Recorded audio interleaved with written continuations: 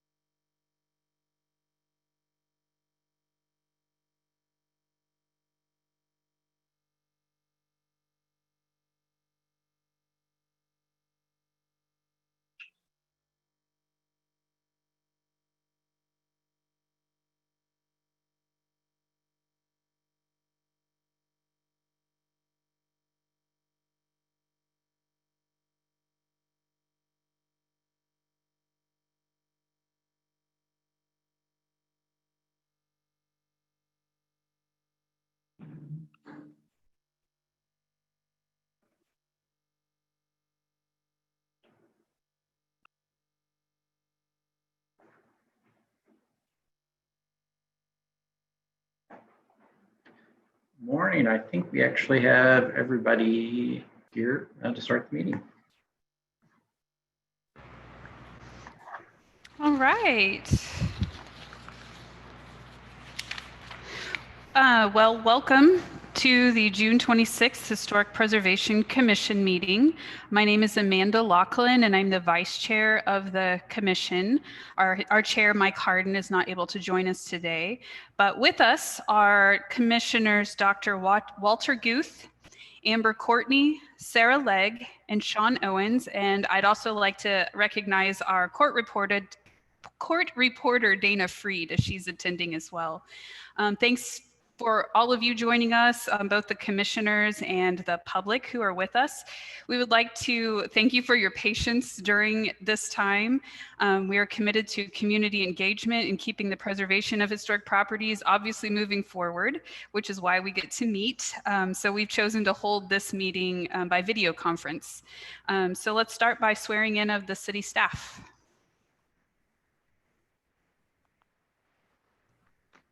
Can't share my video, but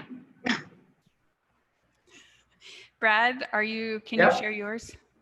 And Okay. it should be up. Yes. Okay. Then, hands up.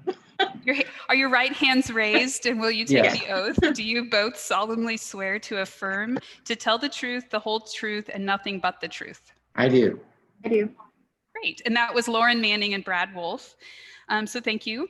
So this is still kind of new to us. So staff, will you briefly prepare some ground rules and provide some ground rules for us and instructions to ensure minimal disruption and maximum clarity? So at this time, go ahead, provide us with that information. How is this going to work today? So with the Zoom format, basically we have this in the webinar format. So you'll notice a lot of the public is in the attendees column. So if you're an applicant, what will happen when we call your case, we'll promote you into a panelist position that will allow you to testify before the commission. For members of the public, if you're here to testify for a case, use the raise your hand function on your basically your Zoom control panel. And we'll basically, during that time, we'll basically put you into the panelist position, allow you to testify, and then put you back down into the attendees. So, we'll basically only allow people in to testify when we actually have it open to public testimony. Otherwise, I think everything else is fairly straightforward. I'll be presenting the presentations on a shared screen as staff. And then the applicants, it'll be basically a similar format to our in-person meetings. Thank you. Okay, so for commission members, we're going to be using a roll call vote for each motion. So please remember to unmute yourself and speak one at a time so that our reporter can keep track of the discussion. It's probably more difficult when we're not in person. So Brad, do you want to read the docket? And Commissioner Laughlin, I'm sorry, this is Nicole real quickly. Brad, I don't know if you're aware, but none of the commissioners can use their cameras. I don't know if you want to allow that function or not. So just pointing that. Thank you. Let me see if I can get that corrected. I think that was my issue.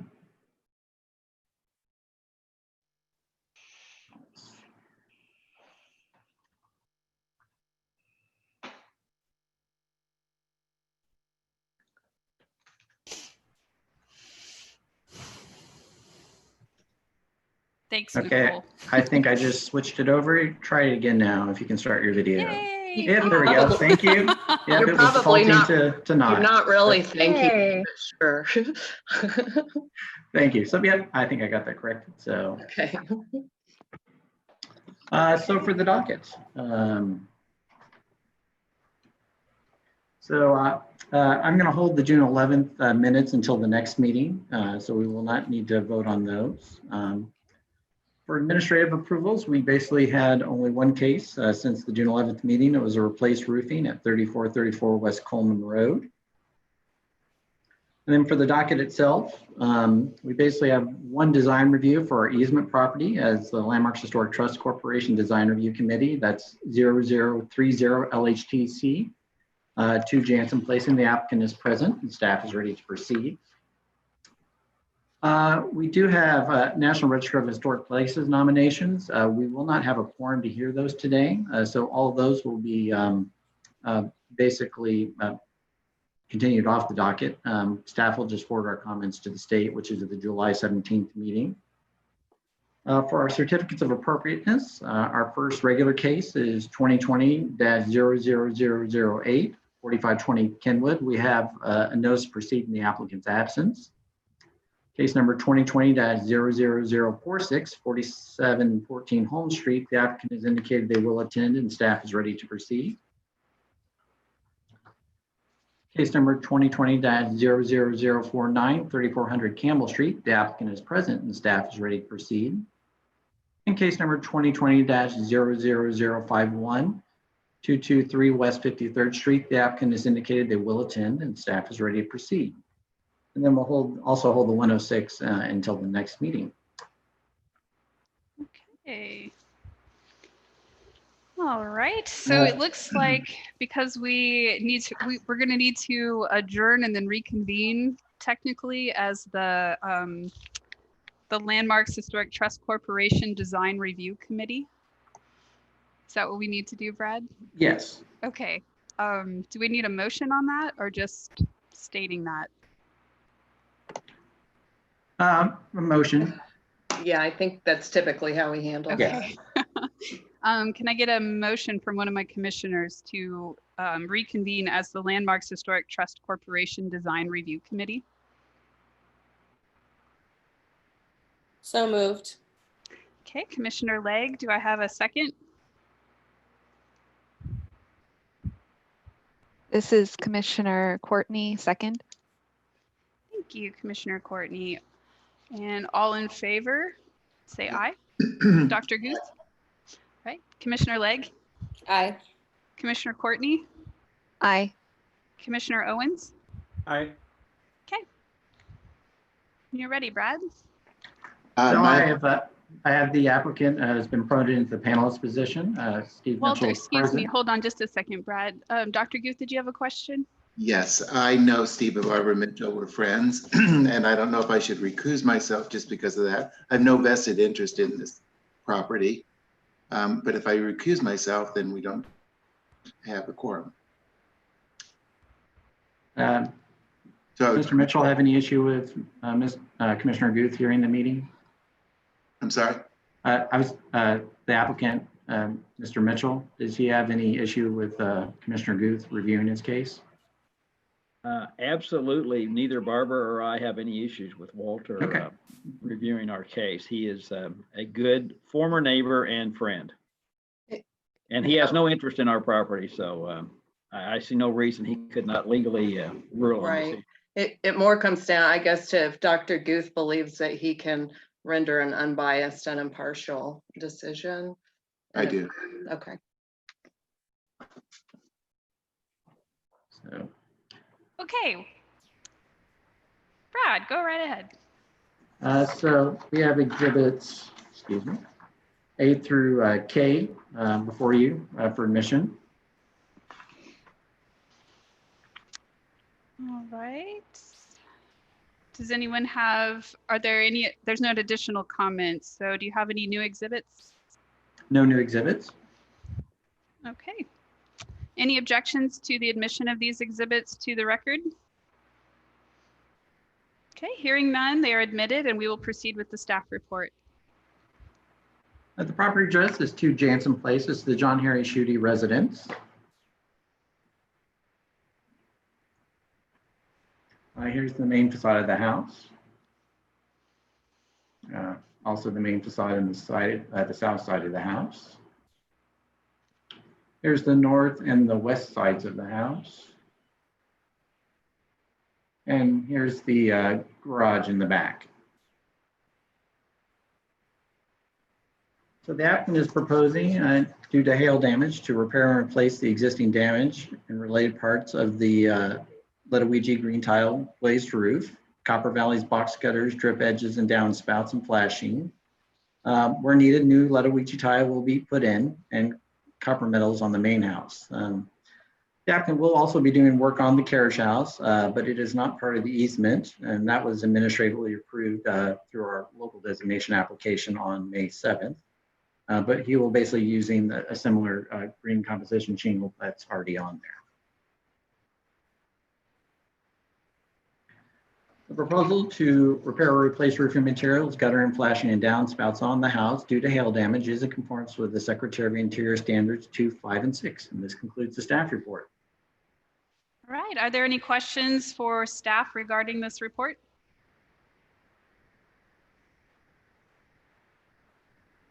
Okay.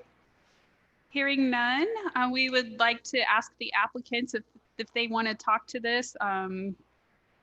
You're more than welcome to say something about your project. This is Steve Mitchell speaking. We appreciate the commission's review of this for the Landmarks Historic Trust Corporation. We love this old house, built in 1905. And we will not let our contractor, and we have a very good contract with that contract. I'm a contract attorney, so I'm very good at drafting contracts, if I say so myself, that they have to restore our roof and copper downspouts, et cetera, exactly like the original design. And so we're here just basically to answer any questions. The Ludowici tile, the Ludowici company is still in operation that made our original roof in Ohio, and they have to create spatial dyes and molds to make our tile. And one of the things that will be accomplished by this is that we'll no longer have a lead-based paint tile on our roof. Nice. Non-lead-based paint. So if we have any questions, Barbara, do you have something you want to add? No, I might say we've already approved a sample piece of the tile. Is that the picture there? Is that, yeah. That was under the And, Landmarks Commission, yeah, the we C of were- A. Yeah. We were very thrilled that it looks as good as it does, but they can still do it. So this is the tile that will be put on the roof, that the example The that we're the seeing tile here? on the left is one of the field tiles. All of the hip and ridge will be manufactured exactly like the originals also. Nice.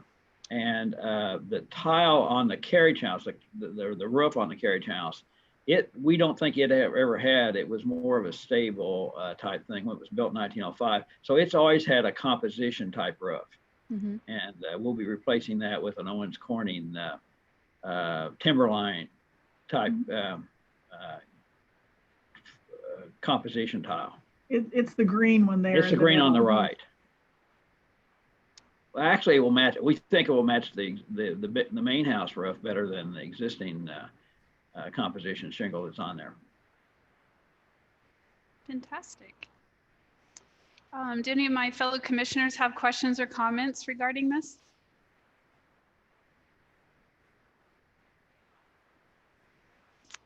All right. I do. Oh, okay. Sorry, I Commissioner had my Ray. hand raised. I don't know Oh, if I'm you sorry, have I your, don't see it. your screen. I just lowered it. we Dr. go. Goose is also raised. Oh, I'm sorry. That's okay.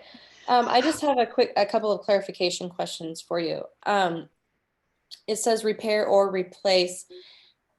Is the contractor going up there to see what needs replaced, or is the whole thing being replaced? It's basically the whole thing is being replaced. Okay.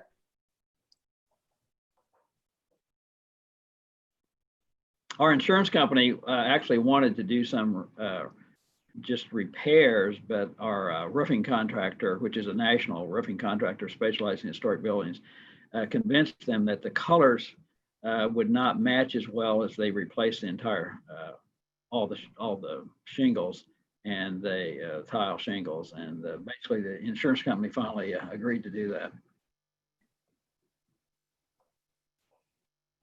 Dr. Goose, you put your hand down, but did you have a question or comment?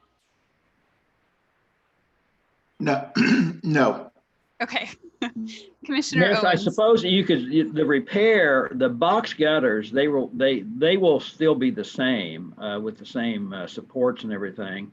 but they will have new copper. So that's kind of repairing the box gutters. Commissioner Owens? I just wanted to comment that, or really commend you on this project. It's pretty incredible that they still make the roof tiles. And I do agree that the new composition roof color for the garage really would be a great match. I'm curious if you're buying a lot of extra tile just in case another hailstorm comes through. Not that it would be a requirement or anything, but it may be a good idea.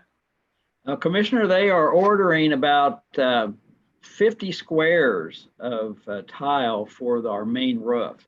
So we do expect to have a extra tile, and we have like a boneyard already of extra tile like this, that, and we will keep enough.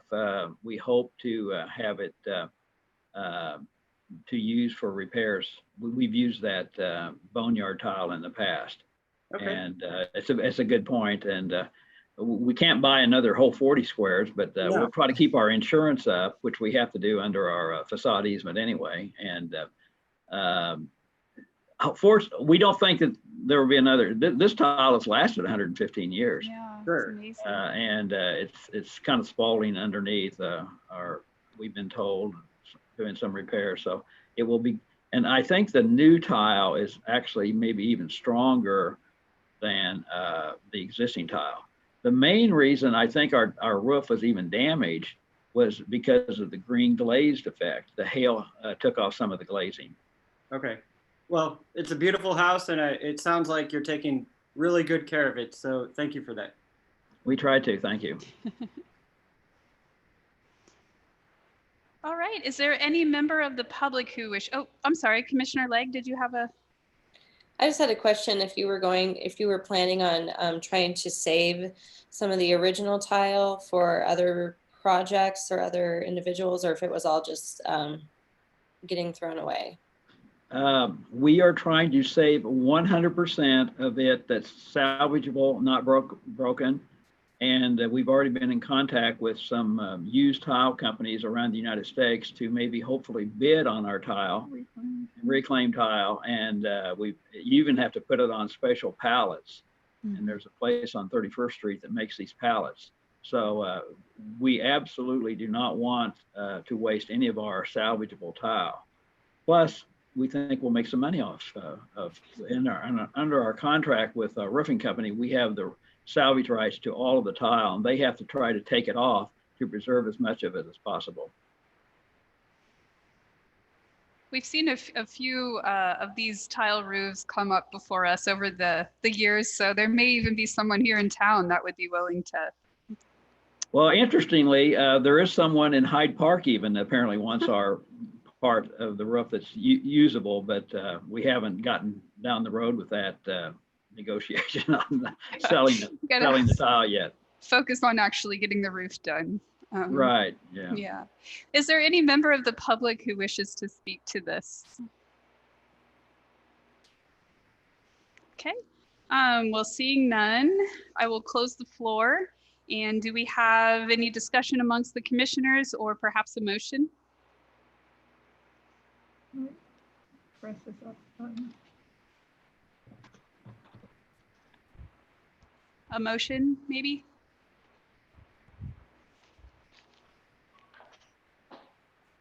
Commissioner Owens, would you like to make a motion? Oh, Commissioner Legg. I'll go for it. All right. All right, so I move in case number 0030-LHTC at 2 Jansen Place, the John Henry Schutte residence, that the commission approve the proposed repair and replacement of the tile roof in Copper Valley's box gutter lining, strip edges, downspouts, and flashings with new, is it Ludovici tile? Mm-hmm. Yes. And copper metals on main house. And this is in conformance with the Secretary of Interior standards for rehabilitation number 2, 5, and 6. Thank you, Commissioner Legg. Do I have a second? Second. Dr. Guth, seconds. And all those in favor, I will start with Dr. Guth. Aye. Commissioner Courtney, Aye. Commissioner Legg, Aye. Commissioner Owens, Aye. and I also vote aye. So this motion passes, and good luck with your project. All right. Well, we will. Thank you all for your vote. You're welcome. We will do it right, or the contractor will be in court with us. Very good. Hopefully we won't see that. Yeah. Okay, we'll reconvene then as the Historic Preservation Commission. Does there need to be a motion on that one as well, Brad or Nicole? Yes. Yes. Okay, could I get a motion to reconvene? Commissioner Legg, Commissioner Owens? I so move. Okay, I'll second. okay. Commissioner Owens moves, Commissioner Legg seconds, and Dr. Guth? Do you Aye. approve? Okay. Commissioner Courtney? Aye. Commissioner Legg? Aye. Commissioner Owens? Aye. And I also vote aye. Okay, Brad, looks like we have case number 2020000008 at 4520 Kenwood Avenue. Is the owner present? The applicant present? We actually have a notice to proceed in his absence. Oh, so- that's right. I have that noted. Okay. Do you have any new exhibits in this case? There are no new exhibits. Okay. Well, then you can proceed with the staff report. As you remember, the property address is 4520 Kenwood. We did hear this a couple months ago. The applicant was going to go back and research to see if he could possibly look at shingles. After doing a little bit more investigation, we found out it was impractical to put on wood shake, and the cost of the tile was going to be awfully expensive. So he's actually just going to re-roof it in the existing composition shingle, and then use composition shingles on the two outbuildings also that are currently wood. Therefore, the proposal to replace the main house roofing in kind with composition shingle and the two outbuildings with composition shingle is in conformance with standards 2 and 9. And that concludes the staff report. Fantastic. Are there any questions for staff regarding the report from their commissioners? Commissioner Owens? Do we have any samples of the product to be used? Actually, it's basically, it's going to match the existing one on the house. It's basically a kind of your weathered wood timber line. Okay. Yeah. So, okay, got it. Any other questions or comments regarding the report? Okay.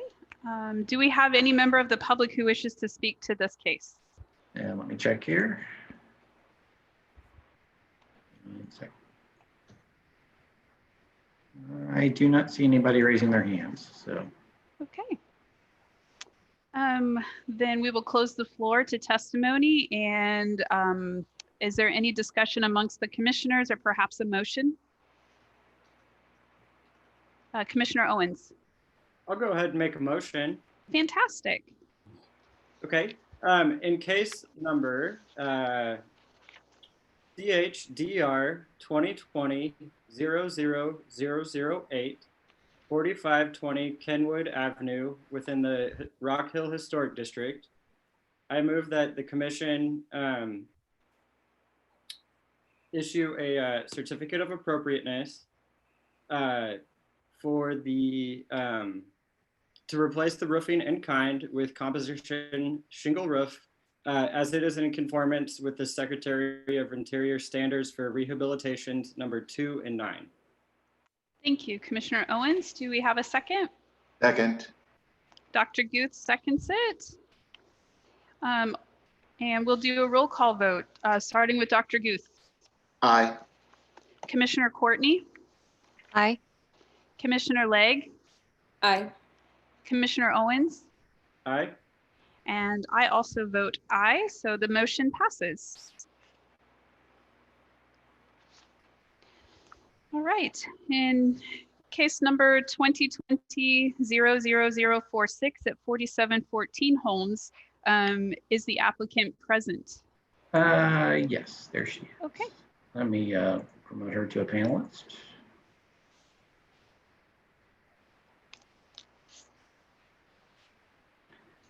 So yes,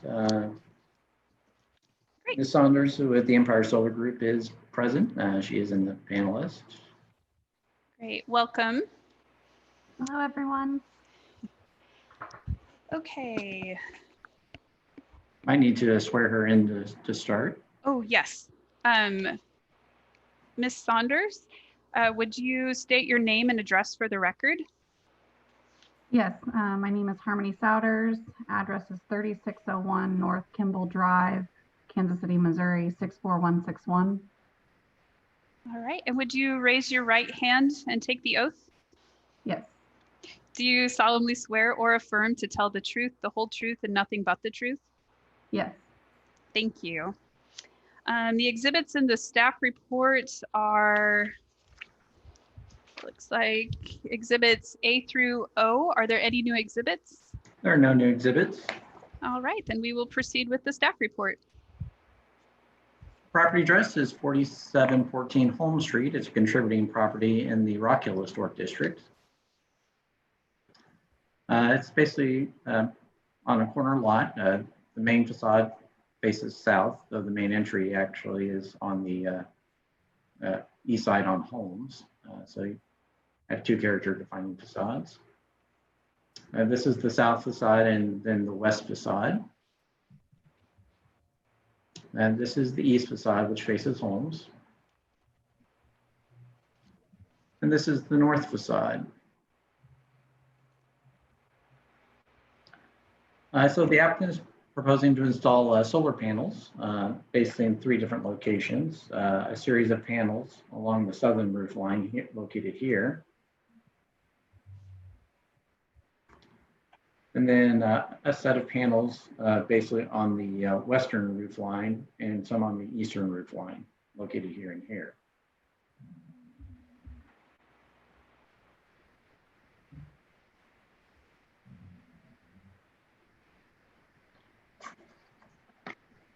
Installation of the 4 solar panels on the east roof line and the 3 on the west roof line, basically on that north end, located here and here, will not alter any significant features and can be removed in the future without harming the integrity of the property in conformance with standards 2, 9, and 10. The installation of the panels on the southern roof line, located here, will be visible and are not compatible with the character of the district in violation of standard number 2. Staff would recommend looking at installation on the north and east roof lines, which will have visibility from the sidewalk, but will have much less impact on the overall character of the district to bring the project into compliance. And that concludes the staff report.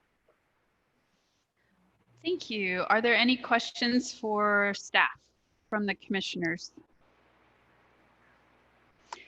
I have one, Brad. I'm sorry, just to clarify a little bit. That we're putting, they're proposed to be on the east side, but you're also recommending they put them on the east side? Basically to look at, and I don't know if they've gotten as much as possible, basically along this roof line, basically these areas of the house. Staff thought that was just a little bit more secondary area and would have much of a visual impact overall. On the plan, could you like put your pointer over where? Sure. So okay. This is so where proposed there. Yeah. Okay. But I don't know if they'd have enough sunlight to possibly on this north roof line, and if they could even extend them down further on this roof line to get additional panels. I see. Okay, thank you. If there are no other questions for staff, I would love to hear from Ms. Souders about your project, if you'd like to testify. Sorry, I have a question. Oh, sorry, Dr. Guth. It says to Brad. Brad, I see the tree casts a lot of shadow on the north and east roof line. Yeah. Is there any problem with if they have to removing the tree so that they have more sunlight there? Let me go back. Generally, I don't think there would. There'd be a couple options. Removing the tree and possibly just replanting another tree that wouldn't impede that. So there really isn't a strong streetscape along this part of Holmes. It's really a very short street that dead ends at the Kaufman Center south of Emmanuel Cleaver. And then you have a number of course, utility poles right there. So, or possibly planting a tree in the backyard would be another option. So. Commissioner Legg, did you have a question or comment? I will wait to ask the applicant. Okay. Okay, I think the applicant, if you would like to testify, Ms. Souders. Okay. Well, first off, I can't figure out how to minimize my screen to access my documents on the computer, so I'm having a hard time accessing the things I wanted to reference. But and those items being, you know, the production estimates that we've calculated for the existing design. Moving those panels from that south roof to the north roof is going to substantially decrease our production numbers. As Mr. Guth pointed out, that roof is, the roof on the northern side of the house is very shaded, and we would be very limited on the space since we have to provide those 3-foot clearances around the edges for the fire department. So we would be very limited. We would be having to decrease the system size by quite a bit. Of course, that southern facing roof where a majority of the panels are street facing, that roof is going to be the one that produces the most electricity, providing the most savings for the customer. I don't know, you know, about bringing evidence into the case and how your team handles that, but I did review some past cases where solar panels were allowed and installed, and you can see them from the street. I don't know if the difference between those cases and this one is that they were not street facing, like this one is on a corner lot, so we're much more limited. But those other ones that I was reviewing, I mean, there's one very similar that had no houses on the other side of it. And the whole, you know, side of the roof was covered in panels and, you know, very easily seen from anywhere. So it just, to me, it seemed like a very similar design as what we have here. And I don't know if you need me to, you know, insert any evidence or any, I don't know if you need those production numbers from me to see, you know, what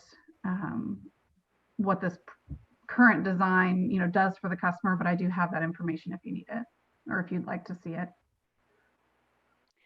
Well, what we're working on, and this is always a hard thing for us because we want to support solar energy, we want to support, you know, reducing carbon footprints and all of that. And we, as you mentioned, we have approved in the past some solar panels, but it's been on non-street facing facades, as you mentioned. At least recently, that's what we're going for. So what we're looking at is whether or not the installation of the solar panels on the public facades meets the Secretary of the Interior standards. So while we'd be interested in that, I mean, I think we can logically note that the south facing roof would get the most sunshine.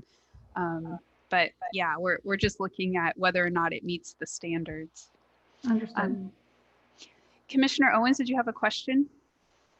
I do. And honestly, I'm not sure what the other commissioners would think of this idea, but I'm just throwing it out there for the first time. Tesla makes solar roof panels that are actually more like, less like individual panels, and it looks more like the complete roof. And I just was wondering, I personally don't know how the pricing compares, but aesthetically, it's much more, it's much less obvious. And I was just wondering if the applicant had looked into that as a option for her home.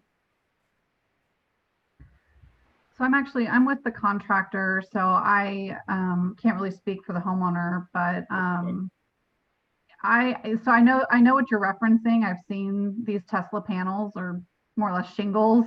Yes. I don't know much about their efficiency, and I'm not really seeing any solar companies use them. I've worked for a few different solar companies, still associated with a lot of them as far as just, you know, contacts, friends in the industry.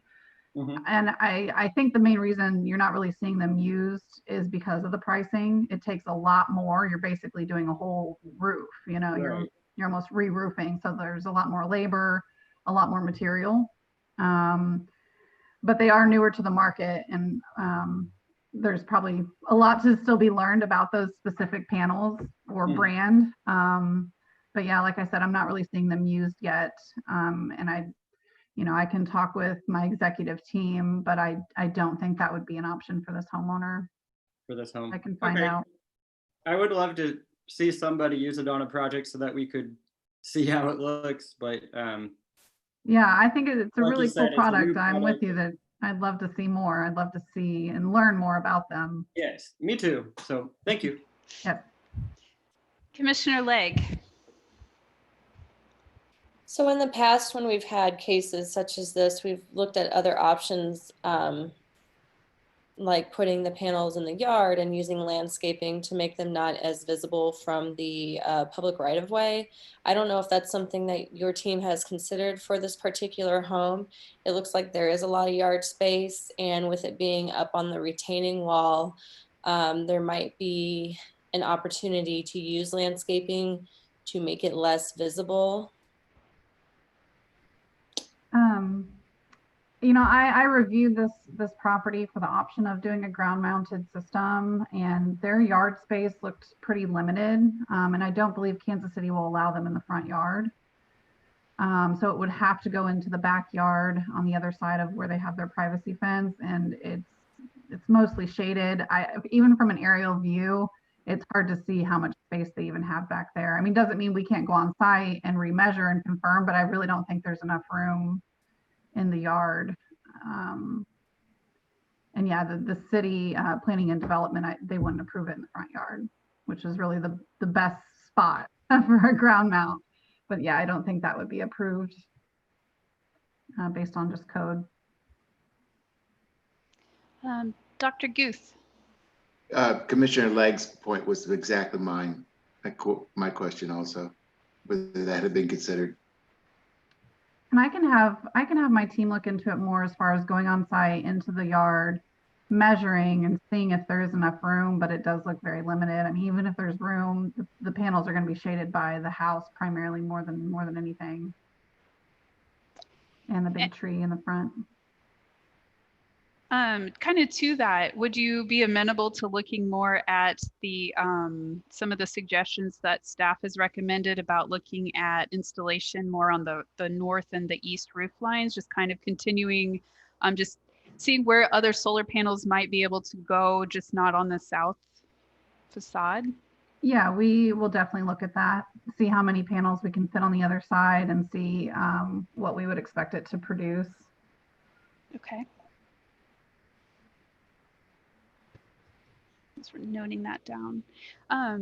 Did you have any other comments that you wanted, Miss Souders, just about the project? I don't think so.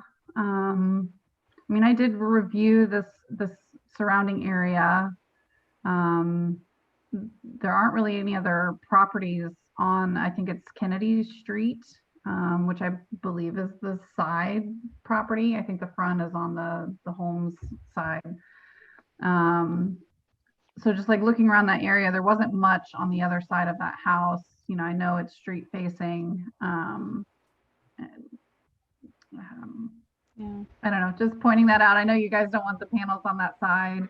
I understand if there's other, well, I know it's relevant to traffic too, and anyone, that could be walking by, but on that Kennedy side of the street, there's really nothing there. There's no other buildings, houses. It kind of just, I think, faces like a dead, empty lot. It seemed when I was looking at it, there wasn't much there.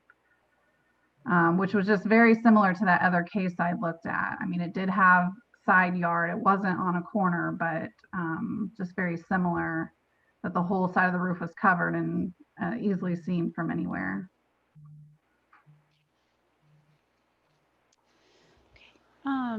Is there any other member of the public who wishes to speak to this project? Let me check here.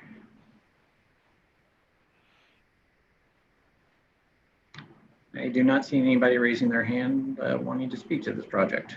Okay, then we will close the floor to testimony and we'll open it up to the commissioners to discuss or perhaps make a motion. I think one of the questions we have is whether we want to approve in part, whether we want to continue the case, or what do we want to do? Commissioner Legg.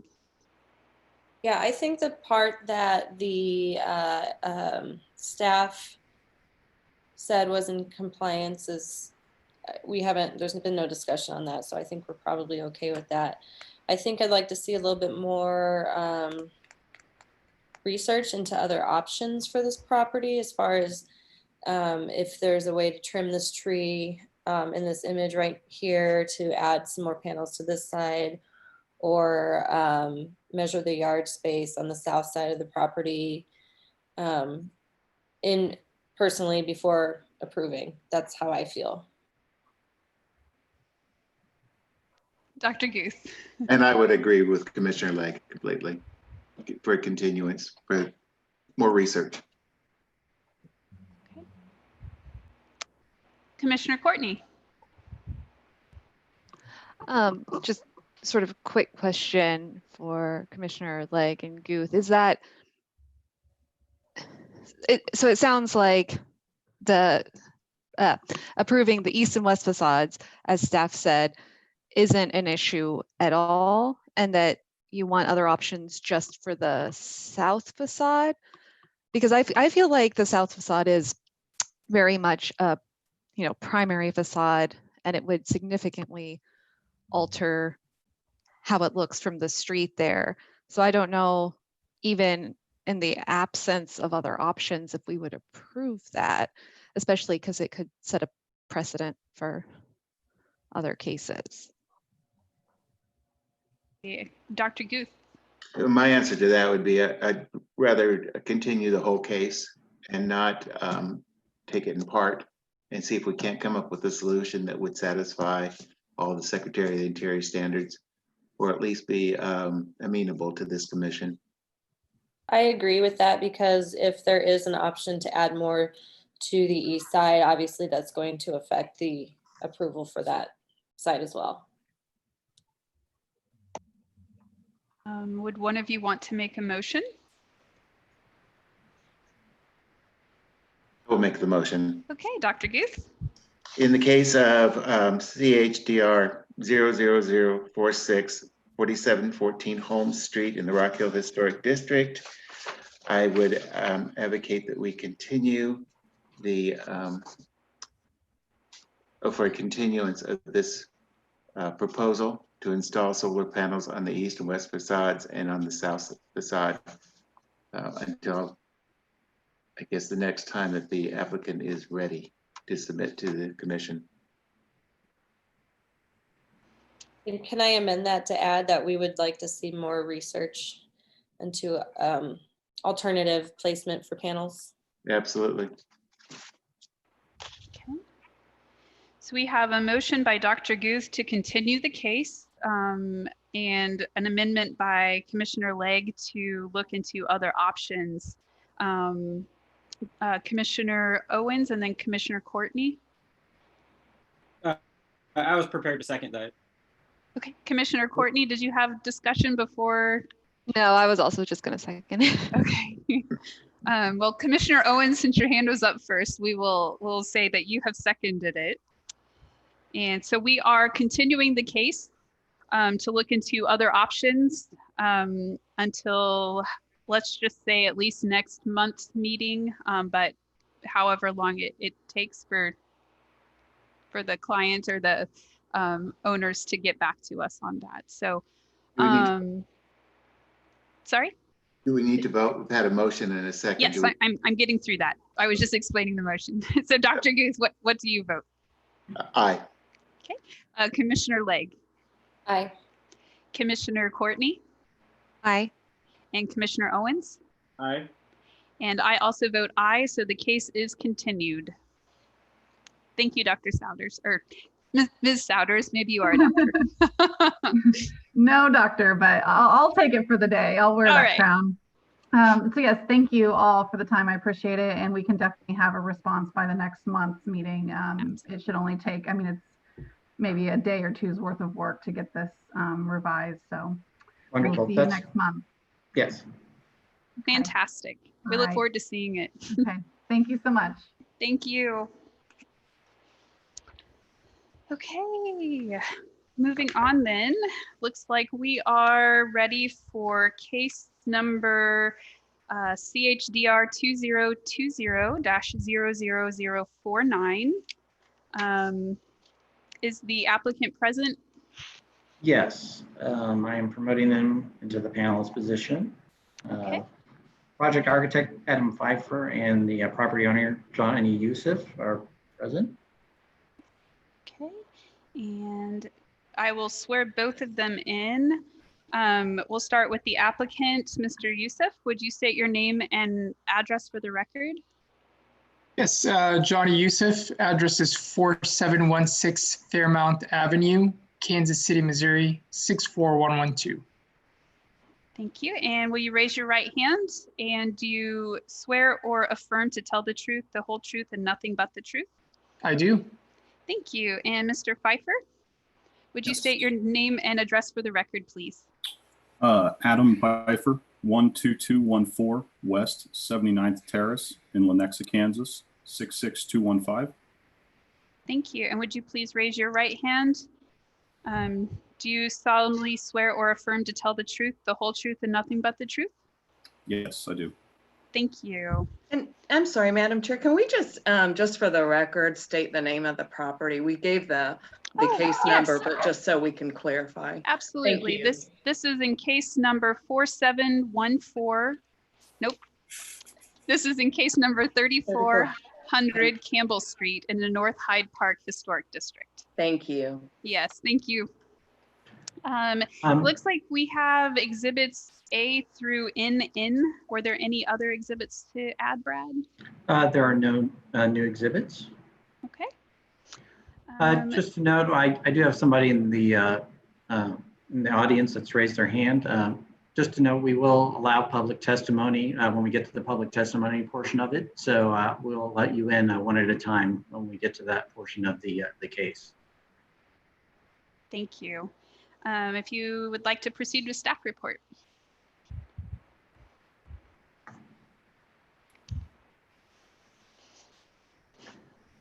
Property address is 3400 Campbell Street. It's a contributing property in the North Hyde Park Historic District. Just give you an overview of the property. Remember, the commission reviewed this property for window repairs and replacements not too long ago.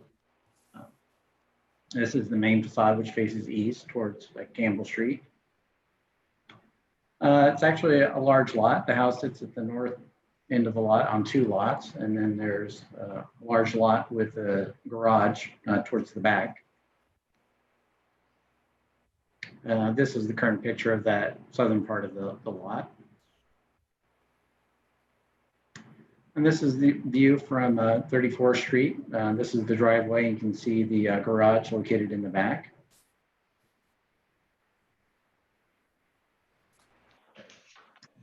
Just to give you an idea of some of the surroundings, this is the house directly to the south of the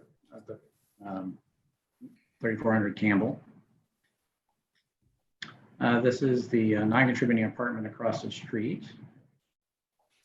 And this is looking north along Campbell. So the property is located here. This is kind of dead ends there. Campbell does a jog at that point.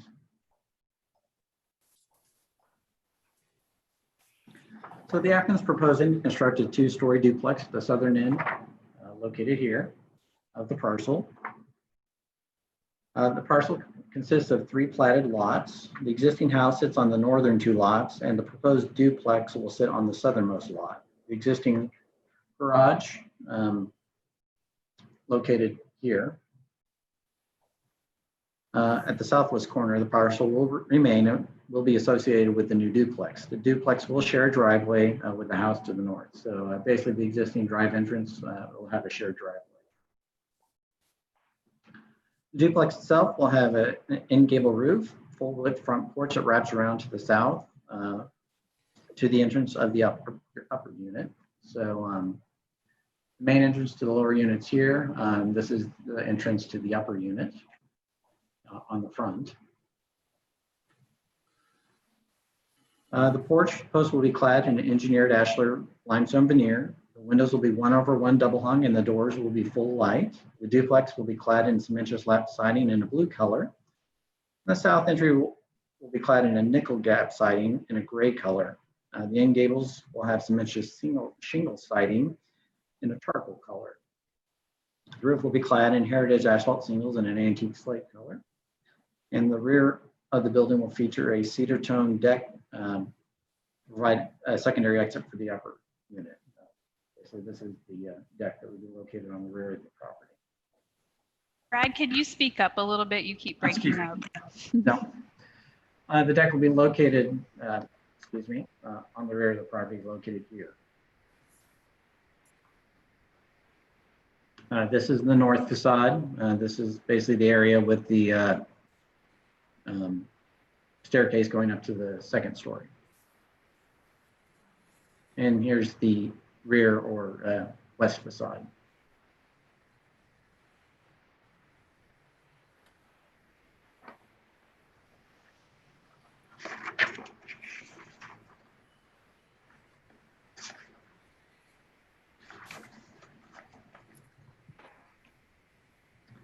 So the North Hyde Park Historic District consists of single-family residents, mostly, which were constructed between 1890 and 1911. The original significant portion of them were constructed between 1890 and 1899, reflect the late 19th century residential styles and text and cases. There was also a number of residences built between 1900 and 1909 that exhibit regional popular styles, in particular the Kansas City shirtwaist. So just to give you an overview, this is kind of Brad, excuse me, Yes. this is the reporter. You're breaking up again. I just I'm wanna- breaking up. Let Yeah. me check something with my mic real quick.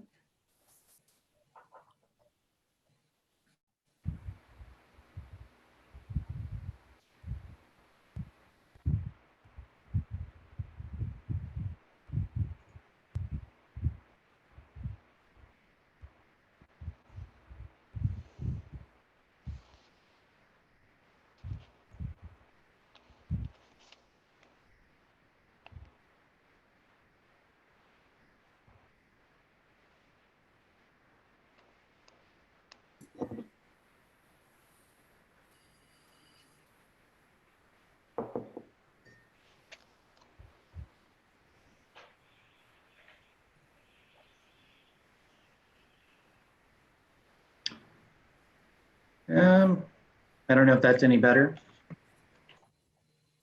Sounds good now. Okay, I'll continue on here then. Four are the pictures of 3400 Campbell. As you can see, there's a number of Kansas City shirtwaists on this particular block in the district. This is to the south of the project. This is the 3300 block of Campbell. Again, you see a lot of the Kansas City shirtwaist, but some of the Victorian styles also, and transitional Victorian styles. And this is the 3300 block of Campbell, where again, you see some of the great Victorian styles, but also a number of Kansas City shirtwaist styles. Just give you a little background on the property itself. Staff pulled the 1909 Sanborn located here. There's actually kind of an odd sheet that cut off part of it. But as you can see, the house, the garage doesn't seem to have been built at the same day as the house, but staff doesn't actually know when that was. 22 aerial wasn't very conclusive, and by 1951, you can see the house was or the garage was pasted onto there. But it does have a similar style to the original house.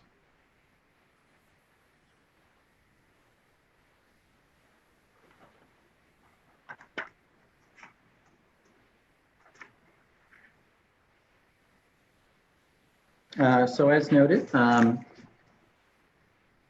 garage did not have any firm date. There is any indication that the southern lot located here was a design landscape or significant to the design of the house. Therefore, the proposed duplex will not alter any significant spaces and conforms with standard number 2. Proposed duplex is in scale with the neighboring houses and is set back and compatible with the houses to the south and conforms with standard number 2. The proposed lap siding, stone and paint color are compatible with materials, colors in the district and differentiated as a new building and conforms to standard number 9. Fenestration pattern is regular and the double hung windows are consistent with the buildings in the district and conforms with standard number 9. Parking is located in a secondary area and will not alter any significant spaces and conforms with standard number 2. And the proposed building can be removed in the future without harming the integrity of the district and conforms with standard number 10. And that concludes the staff report. Thank you, Mr. Wolf. Do any of my fellow commissioners have any questions for staff? Let me switch over. Commissioner Owens. I have a couple of questions. First of all, I actually like this design. However, the other property, the existing home, I'm really concerned about how it's being taken care of. I haven't driven by in the last month or two, but last time I looked at it, windows were still open. I don't know if that plays into accepting this design at all, but I hate to have more property to take care of if the main historic property is not being taken care of correctly right now. And then I'd also be curious, how does this new structure affect the earlier proposal for the historic building? I'd be curious, and I guess it wouldn't affect my decision to accept or not accept this proposal, but I would be curious if they're still proposing to do an exterior staircase on the historic home. My assumption is they would not need that anymore, but this doesn't tell us anything about that. So I'm curious if you have any answers for those things. And I'm also curious if legally those things have anything to do with our decision here. Well, you are correct. They aren't proposing a staircase on the main building. The main building actually is proposed for a duplex. So they've reduced the amount of units down just to 2.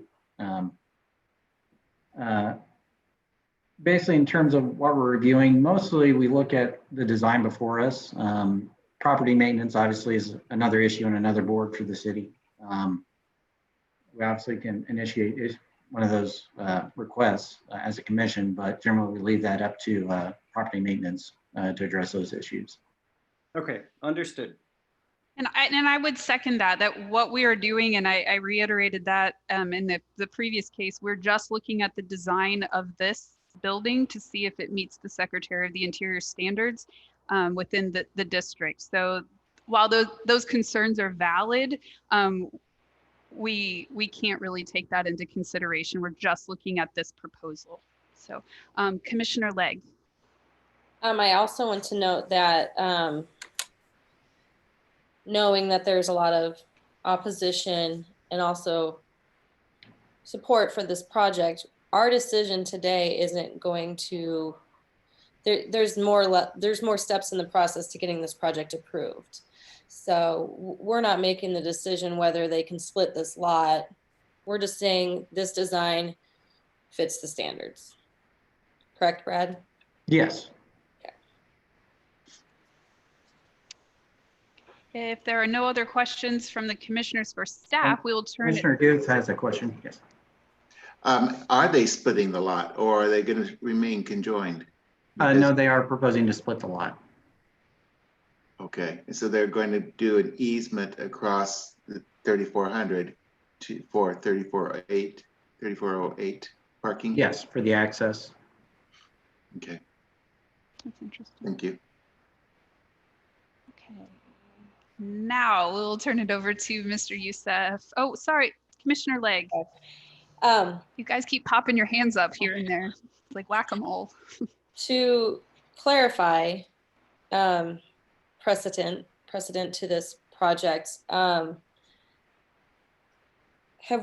the commission heard a case like this where there was a large lot that was historically part of the home and part of its environment, And is that something that we take into consideration with this? Yes, we've had a couple single family infills, in particular that I've taken a larger lot and split them off for new infill. There was a new house down in Countryside, basically at 52nd and Wyandotte, which was the original Simpson Yeoman's land. A new house was split off and built there. Rock Hill on Charlotte Street, what was the rear yard of one house, was Campbell Street, basically had a house moved there and added on to. And then in Coleman Highlands, towards the southern and West Coleman Road, there's actually a new house built from a lot split, a house that had originally 3 lots.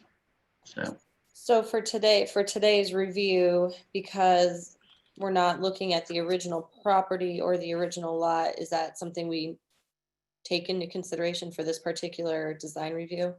Yes, one of the standards in particular the commission would look at is this a significant space, and will this new construction alter the character of the district? So that's really the basic part to look at. So occasionally, and especially if we have a design landscape that was maybe integral to the design. I didn't see any indication of that, but sometimes that would be a consideration if it's a significant space in that sense. So. And Dr. Guth, you're muted. Clarification, what is the zoning on this new split lot? I'd actually have to look that up. But they have checked basically to see if the proposed house would meet the zoning standards, and it does. So we can assume that. Okay, thank you. Okay, any other commissioners have a question or comment before we let the applicant speak? Okay, Mr. Youssef, Mr. Pfeiffer, please testify or give us a update on the project. Hi, yeah, I'll speak just real briefly, and then Mr. Pfeiffer can speak better than me on this matter. But after hearing the neighborhood opposition for having a 6-plex on the large home, you know, our focus now is just to have it as a duplex, and with the empty lot, be able to build a duplex there.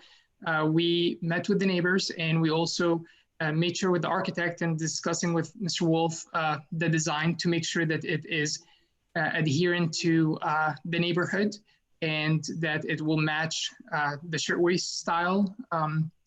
In addition, I know that is not relevant to today's project, but I do want to confirm that we will not be adding a staircase on the original, even though that's not something that we have to go in depth now. And as far as the windows, also on the old one, we have replaced the windows on the first floor, and we've ordered the windows on the second floor. But the focus for today, as far as this project, is to just make sure that the design is adherent to everything that the city would expect. And so when you say that you've talked to the neighborhood, were there meetings? How did that process play out?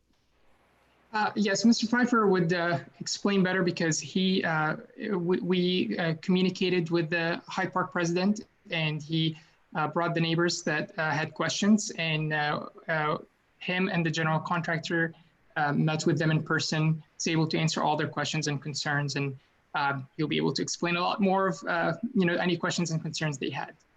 Okay. Then Mr. Pfeiffer, would you like to speak to the project? Sure. So the property is, to answer Mr. Guth's question, the property is an R2.5 zoning. The original south portion of this lot, it was originally platted as 3 lots, looking at the plat maps on KCMO GIS.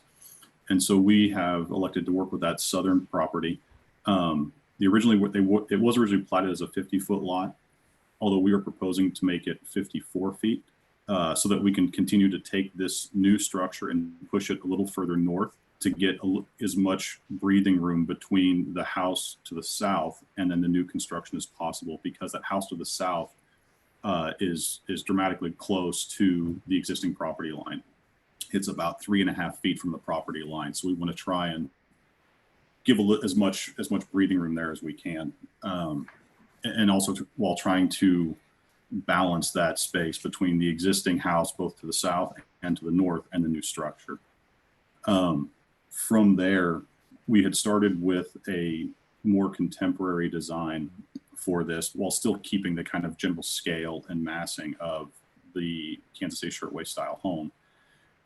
Based on our neighborhood meeting, we received some opposition to the original design scheme, that it was too modern for the neighborhood. And so we went back on that scheme. We adjusted the plans for the house, created more of a full front elevation, extended our porch to be a wraparound porch, which takes some historical precedent from the neighborhood, as well as the house right at the end of Campbell on the north side. I'm sorry, at the end of Campbell and 34th, but on the north side. And then with that, we also took the house, which originally was planned to be, or the duplex, which was originally planned to be a slab on grade, and we've now raised it up on a crawl space so that we still have that kind of raised plinth of this new revised design that's more in keeping with the shirtwaist style of the home, of the neighborhood. And then we wrapped all of that new porch and raised foundation in a stone to mimic the homes of the neighborhood as well. Great. And how long was that process that did you just go back to the neighborhood once? Could you maybe explain a little bit about did you go to the meeting? I mean, I know it's the COVID era, so. Right. So it was interesting. We had reached out to Mr. Hallquist with the North Hyde Park Association, and we sent him the very first plans, distributed them to him. He distributed them to the neighbors. We met at the project site, maintaining 6 feet of distance, just standing on the sidewalk, and passed around copies of this and fielded feedback from the neighbors. We then got the updates made and submitted them to the city. So this may be the first, I believe, I'm not sure if our general contractor was the one who was having the conversations with Mr. Hallquist. And I don't recall if they got forward to him or not. So they may have not actually seen this revised scheme yet. Okay. I have a couple of questions before I let my fellow commissioners. My first question, and maybe this is not really relevant, but what is the rationale for splitting the lots if they're all part of the same project? Or, I mean, no, go ahead. No, I just am curious because it seems like it's all the same. So I don't know that it really makes a bearing on this, but I was just curious why you're splitting. Right. It has to do with the zoning and the density of an individual lot. The R5 zoning won't allow you to have a multifamily, and that's what caused the original opposition to making the existing house a multi-unit building, which I wasn't involved at that part. So I'm coming in, once the decision had already been made to split this lot. And I've only been working with Johnny on this new construction piece. So I'm hearing all of the history of the existing and trying to help manage as much as I can. Sure. So in an effort to achieve, at least a little more ROI on his initial investment in this, that's where the lot split comes into play, while still managing and to not have a multifamily housing, not have to do any kind of a rezoning or anything like that. Okay, that makes sense. But it also just helps to kind of fix that broken tooth, so to say, when you look at the elevation of the street. Sure. I think my other question is the setback based on the house to the south, and or I know it's in line, but I'm just wondering if the setback should be, and this could be a discussion for my fellow commissioners too, if the setback could be just a little bit more to not be in front of the house, on the existing house at 3400, that it might be more deferential to be set back just a little more to the west. Gotcha. So when we placed this new structure, we maintained the main elevation, the green and charcoal elevation of the house, not the front of the porch, in line with the main facade of the house to the south. Okay. And then the porch extends forward from there, and it ends up becoming similar in location or in setback from the sidewalk to that house to the south. We pulled a lot of the building lines from the house to the south, more so than the house to the right, because the house to the right is enough of a different character that it seemed to us to make sense for it to be able to set back and kind of stand out, since it doesn't necessarily fit the shirtwaist style of the bulk of the neighborhood. Right. Okay. Commissioner Owens, I think you had your hand up, and then Commissioner Legg. First off, Mr. Pfeiffer, I really appreciate this design. And after hearing you explain the changes that you've made, especially raising it up higher than originally planned, I think that's a great idea. I actually like the way it's set back, and I do think it will make the existing historic structure stand out even more with its setback, keeping it the way you've designed it. My only comment, in keeping with the idea of a historic shirtwaist house, the very first floor of the structure, I'd prefer to see it either be a separate material, which would truly be a shirtwaist, or even just a different color, maybe a color that more closely matches the porch or something like that, just to sort of further that idea of a modern shirtwaist. Sure. I think that amendment to the plan may push it all the way, I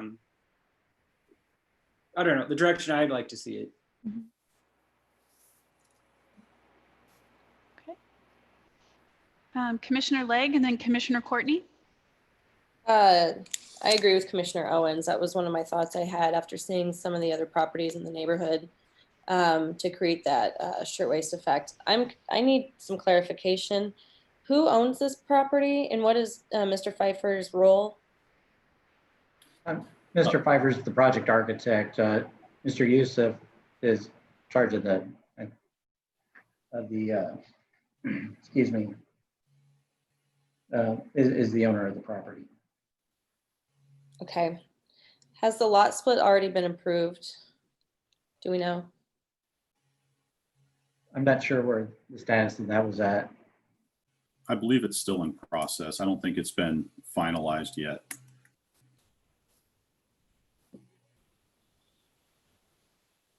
And what are the next steps in this project past the design review with the city? I assume you'd have to finalize the lot split, excuse me, and then you go to plan review. Is there anything else, Mr. Pfeiffer?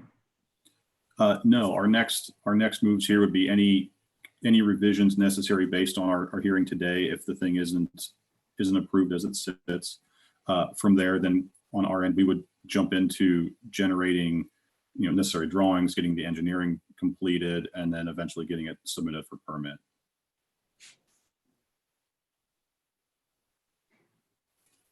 Thank you. Commissioner Courtney. So I also just sort of had some clarification questions and to understand a couple of things better that I might have misunderstood. So you wanted to, in the process of splitting the lot, also expand its size slightly. Is that correct? You said about 4 feet? Yes, that south portion was originally platted at 50 feet before it was combined with the lot for the house to the north. And so our lot split, we're proposing to have it split at 54 feet instead of 50. Again, just to try and help pull away from that house on the south, since he's so close to the property line already. Right. And so the renderings we see, is that assuming that 54 feet? Yes, it is. Okay. Do you know how much space, assuming the 54 feet, there is between the south house and the current house? And if the extra space wasn't approved, how that would affect it? Yeah. That spacing? I have it up here. Let me get to it real quick.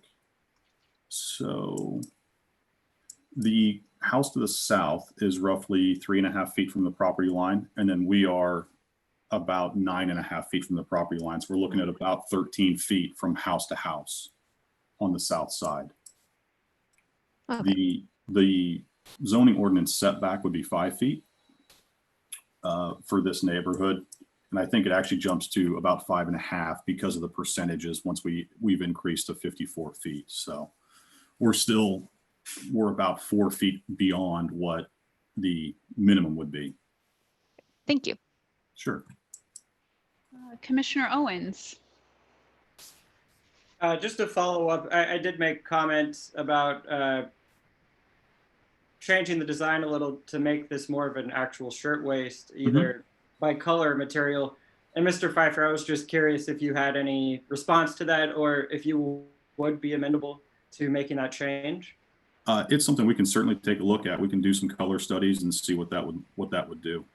Okay. I don't know that we would get to the point of, one of the things we want to probably try and stay away from is, stone on the first floor, just simply from a cost standpoint on this Sure. thing. It becomes almost completely unfeasible at that point.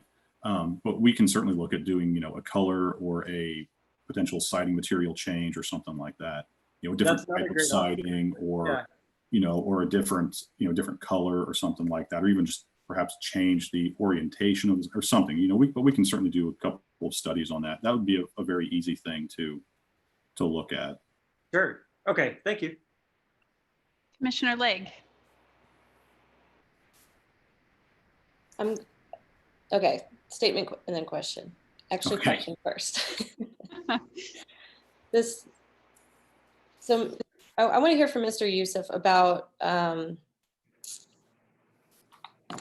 his intention for this property in purchasing the original home and splitting off from the original lot. I know what the intention is. I want to hear it. And then I have a couple of comments. Or I want to see if what I'm thinking is correct. Sure, yes. My intention is to be able to rent the property, have a high quality property with high quality renters. And how does that play into your intention when purchasing the property initially? When I purchased the property initially, the original plan had to change. So originally it was to approach the big building, which I guess now is irrelevant to this conversation, but originally it was to have a sixplex. When we received opposition and trying to work with the neighborhood and make sure that they are also comfortable, I was willing to be reasonable and look at it and see how we can make those changes. So the option of having a duplex seemed like an ideal option, where we are not putting a sixplex and we are still able to use the space and increase the value of the area and provide something for the neighborhood.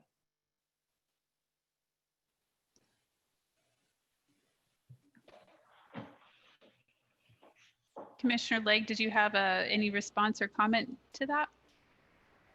You're muted.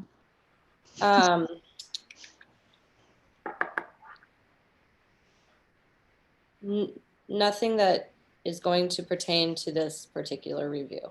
So no, I'm good. Thank you. Okay, do any of my fellow commissioners, I don't see any hands raised in the panel, but does anyone have any final comments or questions for staff before we ask for public testimony? Okay. Seeing none, I know that there are a lot of people here in attendance asking to speak. What I will say is that we do have a number of letters from the neighborhood. Basically, half is opposed and half is in support of or not objecting to the project. And so what I think we will do is we have the letters in front of us, so we're hoping that any testimony that is given doesn't necessarily reiterate what is in those letters, but it offers some new information, maybe perhaps based on some of the testimony today. And we certainly welcome the input and the participation. So I see there are at least 3 hands raised. Again, remember to use the raising hand function on Zoom if you would like to, well, 4 now. Can I ask Brad a quick question before we listen to public testimony? Sure. A lot of these letters are from people who live in the neighborhood, and there are a lot of letters that are not from people who live in the neighborhood. Do we give any more weight to those who are directly impacted by this design? Or do we look at everything equally? I think generally, at least in the past, obviously people closest and more directly tend to be weighed more than people not directly affected. So whether it's within the same block or next door. So, but ultimately, as I said, it all comes back to judging whether it meets the standards. So. Yeah. Okay. Thank you. I'll go. First person that had their hand raised was Alan Hallquist. I'll let him into the panelist position so he can testify. Okay. Should be popping in here. Yep. Okay, and Mr. Hallquist, we would like to have you state your name and address for the record. And once staff unmutes you, you'll be able to speak, and then I can swear you in. My name is Alan Hallquist. I live at 17 Jansen Place. I'm the president of the Hyde Park Neighborhood Association. Thank you. And will you please raise your right hand? And do you swear or affirm to tell the truth, the whole truth, and nothing but the truth? I do. Thank you. You may go ahead. The Neighborhood Association has dealt with this property and the adjoining property at 3400 Campbell for several years. 3400 next door, part of the historic district, is a Shepherd Farrar home. Mr. Youssef's proposal initially was to chop that into 7 to 8 units. When we had the meeting of the neighbors and the neighborhood association at the lot for the proposed duplex, we were told it would be, the proposal was now to chop that into 3 units. Now we're told today that it would be 2 units. At the last hearing of the your commission that I attended, Mr. Youssef obtained permission for window repair and replacement. And the comments of the commissioners were quite adamant about seeing that the windows were installed correctly and that the house, which had been open to the elements and invaders, be secured and the window work be done. I drove by the house yesterday, and contrary to what Mr. Youssef has told you, the windows have not been replaced, including on the first floor. On the first floor, on the very front of the house, it was open to entry. If I wanted to crawl through, I could have crawled through. Basically, this request seeks to squeeze a duplex onto a lot that has the carriage house garage for 3400 in the backyard without a separate driveway. It proposes a duplex in a historic district of families, homes that are single family homes with the character of a duplex. You'll note on the south side, there's a different siding on the south side, different heights of the eaves and gutters on the south side. The pitch of the roof is a ratio of 8 to 12, which is more suburban. It's not consistent with the pitch of the homes in Hyde Park. The added, we hadn't received the revised plans until I saw them in the staff report. The use of the lick and stick stone on the porch is offensive. It will look more, it will not appear authentic. Mr. Pfeiffer was honest with us and is a good guy. When we met with him and the contractor, the owner didn't appear. But in raising questions about brick or stone veneer or design issues, he frankly said that this was driven by, the design was driven by cost considerations to maximize Mr. Youssef's return on investment. This would alter the character of the district. It will cannibalize the historic home at 3400 Campbell, the Shepherd Farrar home, and be damaging to the future prospects of it. The garage carriage house for 3400 would be behind a duplex. 3400 would be next to a duplex on a street of single family homes. There'd be a shared drive with 3400 and this duplex. So the neighborhood association opposes it. To the extent I've heard comments, I've only heard negative comments and passionate negative comments from the nearby neighbors and the residents of the Hyde Park Neighborhood Association. I was surprised to hear Mr. Wolf say he's received some positive or neutral comments. I'm not aware of any of the neighborhood residents, and certainly not those living in this historic district who support this project. Thank you for your consideration. Thank you, Mr. Hallquist. Any of commissioners have questions for? Okay, Miss Lake, Stacy Lake. Hold on a minute.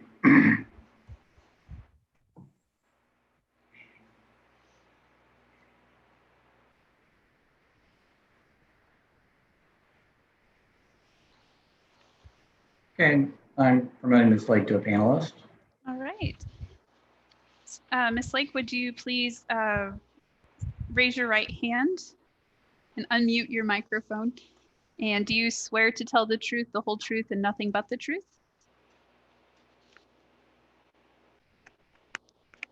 I think you're muted. Now she's actually unmuted. So I'm not hearing her. I am not either. Is she using her computer microphone or does she need to call in? I am not sure.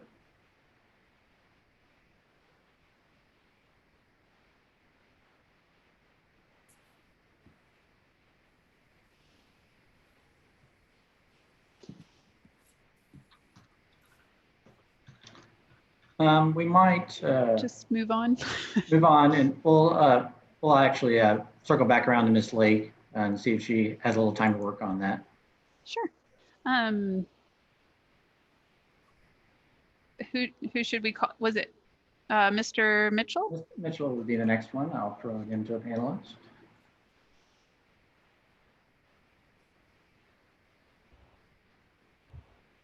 Okay. And Mr. Mitchell, if you could unmute your microphone and raise your right hand. And state your name and address for the record. Stephen G. Mitchell. I live at 2 Jansen Place, Kansas City, Missouri, 64109. All right. And do you solemnly swear to tell the truth, whole truth, and nothing but the truth? I do. Thank you. Floor is yours. Well, first of all, I want to commend Mr. Pfeiffer, the architect, for actually doing a good design, I think, for this particular property.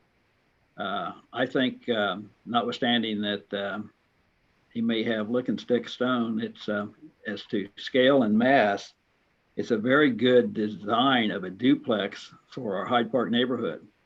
A lot of people don't know that there are gazillions of duplexes in Hyde Park. When Kansas City first enacted its zoning ordinance in 1923, most of Hyde Park was zoned for both single family and duplexes. In fact, I think there's a multi-family unit right across the street from this particular property. Anyway, I also commend Mr. Youssef, who I don't really know, for investing in our neighborhood. You have to make some changes, and particularly in urban areas, as to density and cost. And apparently there used to be a house, I think Mr. Wolf testified, on this property. So adding an infill duplex would be a good thing, in my opinion. And I also think that that this duplex, if allowed, will probably help serve as an economic engine to help Mr. Youssef restore the historic shepherd for our property on the corner, which having lived in Hyde Park for many, many years, it's been an eyesore all that time. I cannot remember when it was an active nursing home, but obviously it used to be a single family residence. So I would urge the committee to approve this application. I don't think what Mr. Youssef does on the corner is necessarily relevant, although, as I say, I think having this duplex there will help get the house, the historic house on the corner restored. And those are my comments. Thank you. Thank you, Mr. Mitchell. Ms. Splitgerber? Okay, let me Switch back out.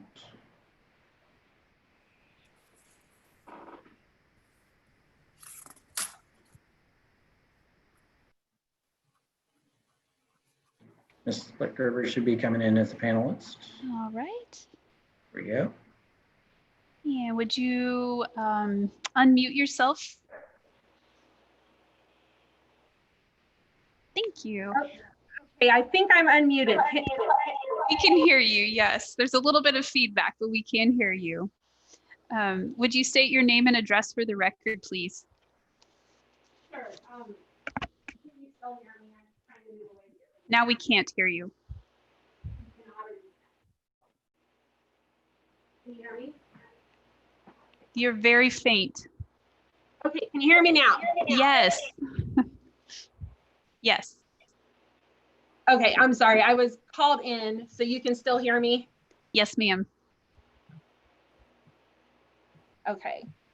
Give me just 1 second because now I can't hear you. Oh, no. I was trying to do it on the phone.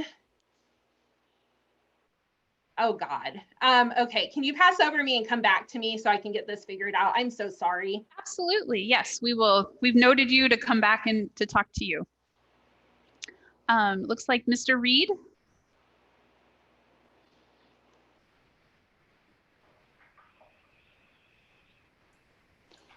And all right. Great. Oh, we can hear you. Would you please state your name and address for the record? Gabriel Reed, 3402 Harrison Street. And would you raise your right hand? And do you solemnly swear or affirm to tell the truth, the whole truth, and nothing but the truth? I do. Thank you. The floor is yours. Yeah, I guess I have sort of one comment, a couple of those, and then a point of clarification. Because Mr. Mitchell just described this lot as having an existing structure before, and from any images that I've seen, there has never been a home or structure on it. So correct. If somebody can speak to that, I'd like that to be clarified. You know, and then my comment is, you know, it was just described as investing in the community. And while I definitely want to commend Adam's design and listening to the neighborhood association, this is frankly a withdrawal. This is all of the investment that neighbors and the association have done over many years. This is extracting as much income out of the property as possible. And this is not an investment, but it is primarily a withdrawal. And the primary and existing residence is worth redoing on its own right. It shouldn't have to be cannibalized and have an economic engine in order to put yet more concrete over one of the most historic homes. So when we talk about splitting lots and we talk about the integrity and character of this design, it has to be looked at as a whole property because of the nature of what's being done. And I live at 3402 Harrison, and my home is very similarly situated, and it's dead center in the corner lot. And those were designed to anchor the streets. It's designed so that when you look down Campbell, the home anchors the district. It anchors the visual aesthetics of it. So I am very much opposed to this split. I do not think it meets any of the standards or the intention of the original design of the neighborhood. And to describe it as an empty lot waiting for infill is incongruent with the character of its origin and how it was designed. So regardless of how good you can make a building, or even if it was perfect stone or anything else, it should never be there to begin with. And that's, I would just encourage anyone to oppose it because it does not fit the character of our neighborhood. And it's not an investment. We don't need yet another duplex here along Campbell.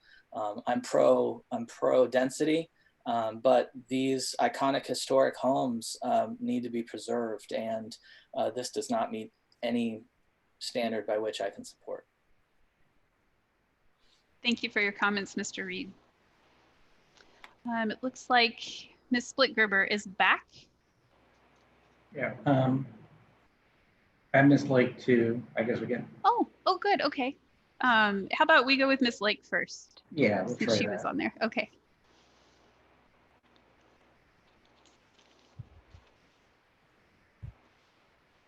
Okay.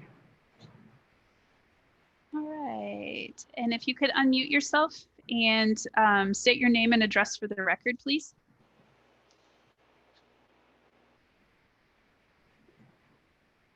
Still can't hear you.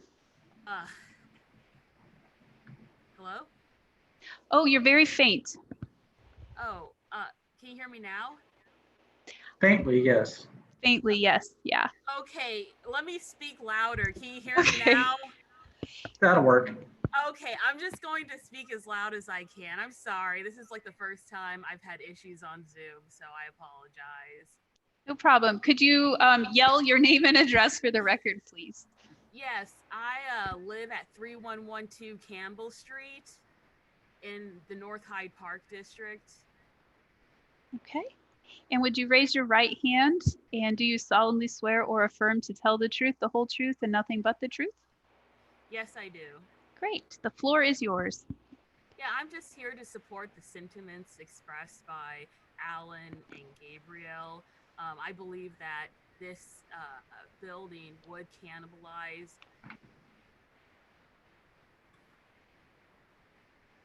I believe that originally when it was built, it was intended to be that. I'm so sorry that I'm so low, but I believe that it was supposed to be that cohesive lot, that it was supposed to be an anchored project, and that allowing a new dwelling structure to be built on this property will not only devalue 3400 Campbell, but would also streaken the look of 3400 Campbell, which I believe wasn't the original intent behind the purpose of the building when it was originally designed. Also, I would like to speak on behalf of what North Hyde Park residents have been suffering for the past years, where there have been landlords coming into our neighborhood in order to buy these buildings for these perverse projects. They're not trying to restore the neighborhood. They're just trying to make the best investment. But the best investment is to bring back single family houses, which North Hyde Park has been succeeding in for the past 5 years. And so that's why I'm here today, just to support opposition. And I can also support what Alan and Gabriel has been saying. I walk past this property very often. It is a blight to our community, but it's not a blight because of what the property is. It's a blight because Johnny hasn't done anything to the property in years. So I don't think we should reward that behavior. And that's all I have to say. Thank you for your testimony. And it looks like Ms. Splitgerber is back.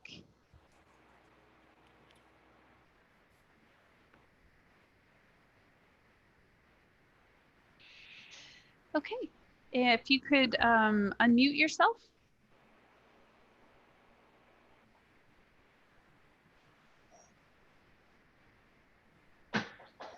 All right, I hit unmute. Am I here?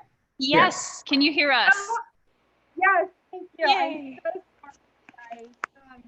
Okay, now you're cutting out again. Okay, I will try not to move. Am I okay now? It's in and out. Okay. Well, I don't know how to fix that. Okay, does this help? Yes. Okay. Okay. Hopefully. Yeah. Could you state your name and address for the record?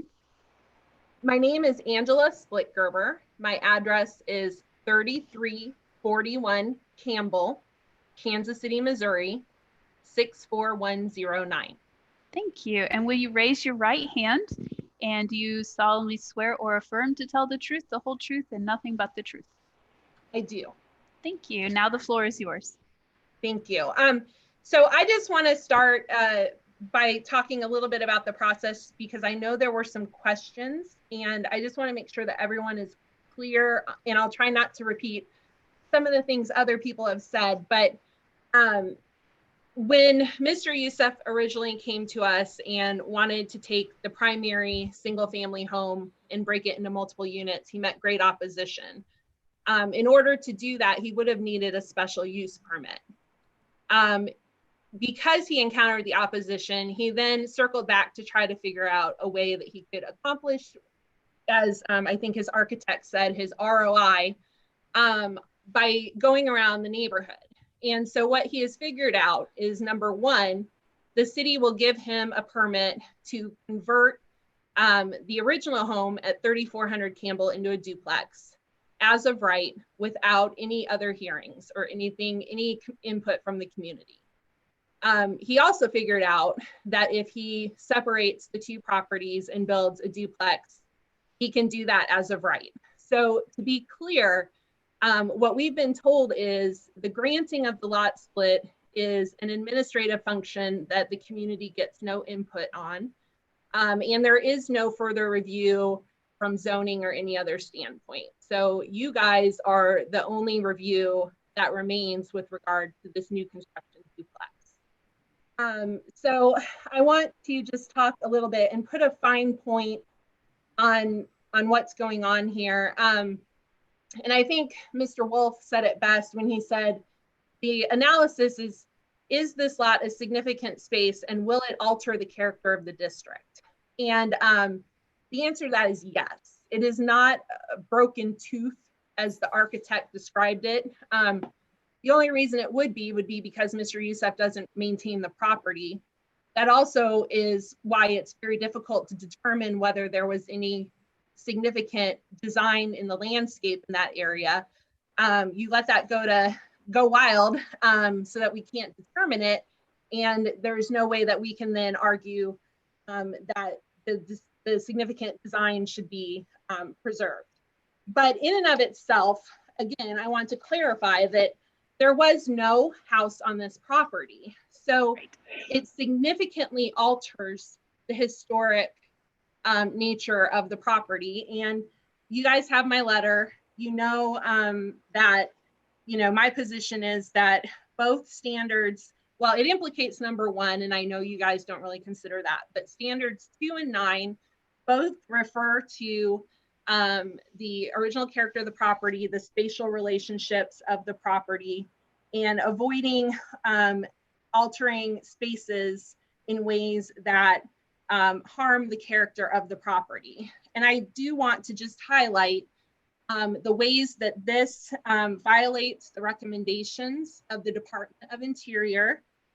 First of all, moving a building onto the site, I'm going to submit building a building on the site, thereby creating an inaccurate historic appearance. Number 2, introducing a new feature that is visually incompatible with the site or that alters or destroys the historic patterns or use. Number 3, introducing new construction in historic districts, which is visually incompatible or that destroys the historic relationships within the setting or damages or destroys important landscape features. And then adding new construction that results in the diminution or loss of the historic character of the building, location, or setting. All of those things are being done with this plan. And I heard the comment earlier that it's really just about whether or not the design is good, but it's not. The first question this commission has to consider is whether or not it destroys the historic integrity of 3400 Campbell because it has not been split yet, and then of the historic district, including the homes around it, to even construct this property. And then the second step would be the propriety of the design. And I heard that there's comments from people. I would say, please do look at who around the property is commenting. I'm the quote house on the north that the architect referred to. I am directly next to this property. I've watched it deteriorate. And I also have been very involved in all the meetings that I could be. The other thing I want to say is that we were not given the plans that were final, that were submitted to the commission. As everyone has described today, we had a meeting, we provided feedback to the architect, and then they submitted revised plans that we obtained from Mr. Wolf. And thank you, Mr. Wolf, for providing those. So we haven't had the opportunity to provide feedback. I do think that it's very astute of some of the commissioners to notice that the current design is not consistent with the shirtwaist designs of, for example, my house to the north or the other houses in this area. And I do think that, for example, the first floor should be consistent with a shirtwaist. There should be stone around, and I understand that they object to that from a cost standpoint, but I mean, if we're going to have high quality tenants, we should have a high quality property, and it shouldn't be mutually exclusive. So I would just ask that the commission take all of these things into consideration and deny this, because it's, you know, there are some folks saying, well, you know, it's great for the neighborhood, it's going to bring the cost or the value up, but you're not really hearing anyone next to this property saying that. We don't agree with that. We're not asking for this. We're not asking for Mr. Youssef to come in and fix our neighborhood. We do have to ask him to fix up what he already owns. But building this duplex is not part of that. And so that basically concludes my comments. I do want to say, I do have Charles Lee here with me. And he is the neighbor that is in the house on the south, adjacent to where this duplex will be built. We, for technology reasons, even though I can't hardly handle it, he came here. It's probably a big mistake on his part, but he would also like to offer testimony if the commission deems it appropriate for him to do it this time, or I can raise my hand again so that he can do that. I think it would be okay. We'll just need to swear him in. Is that, Brad, do you think that, Mr. Wolf, Yes, do you think should that's be okay? fine. Okay. Yeah. Mr. Lee, Yes, would you please state your Yes. name and address for the record? my name is Charles Lee. I live at 3412 Campbell, which is the house just south of the property that we're discussing. Great. And would you raise your right hand? And do you solemnly swear or affirm to tell the truth, the whole truth, and nothing but the truth? I do. Thank you. The floor is yours. Well, first of all, I would like to back up what Angie just said, also what Gabrielle said, and then the lady that spoke between the two had said. First I'll mention that living to just next to this property, at the adjoining property, the maintenance has been terrible. Nothing has been done. You have letters from me where I specify that. And it just does not seem logical to keep giving this person approvals when he can't do the first project. The first project's a disaster. The windows, you could crawl through the windows. I see squirrels going in and out all the time. Rain, snow, sleet, everything goes through the windows. It's been months and months since the windows were approved to be done. Nothing has been done except for a couple of them.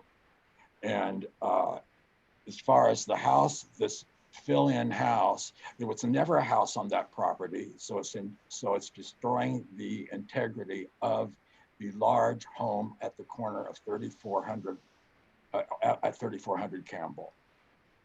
I don't know what I can say more, but anything that I can say about this person or this project would be negative. I've seen nothing positive come from this person. And I'll also back up. We don't need some investor who's looking for making money for himself. That's not what we're looking for. We're not trying to gentrify the neighborhood. We're trying to restore single family homes. Over decades, the neighborhood worked to do that. And this is just trying to undo everything that has been done for the neighborhood for years and years. I bought my house in the 1980s. It was 6 apartments. It's now down to a family home the way it should be, the way it was as a historical home. And the house at the corner at 3412, unfortunately, has already been given a permit, as I understand, to turn it into a duplex. And not only a duplex, but not even a on-site owner duplex, but a rental unit. It's 2 rental units now. This beautiful home has been given the permission for 2 rental units for someone who can't even maintain a yard or take care of anything that we've seen so far. I may have other things to contribute later, but that's it for now. And thank you very much. Thank you for your testimony. Okay, it looks like we have one more in the Chrissy Dastrup. Ms. Dastrup? Yes. Hello, Hello, would you please state your name and address for the record, please? I'm Chrissy Dastrup. I live at 3444 Campbell. And would you raise your right hand? And do you solemnly swear or affirm to tell the truth, the whole truth, and nothing but the truth? I do. Great, the floor is yours. Thank you so much. I realize the scope and parameters within which your commission operates are very specific. And so I completely agree and can attest to everything that has been said about the merits and abilities of this developer. But I'd like to focus specifically on preserving the standards of historic significance in this neighborhood and specifically on this property. I echo that there has never been a structure on this building. Our neighborhood goes through you guys a lot, and way smaller structures have been denied, through this commission, like garages or building of carriage houses. And so I'm just confused as to how, creating a structure that was not historically there wouldn't be considered a departure from the historic integrity and character of this specific property. I actually find the design fine. A stone base would be an absolute must.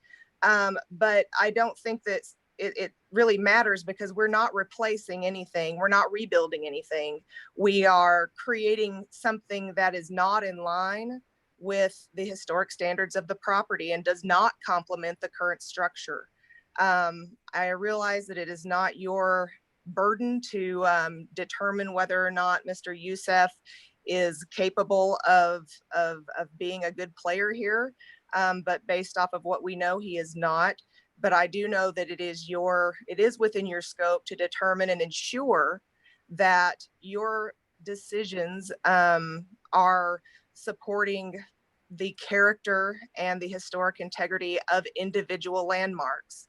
This is an individual property and parcel, and so I hope that you will preserve what is historically appropriate here. So that's all I have to say, and thank you for your time.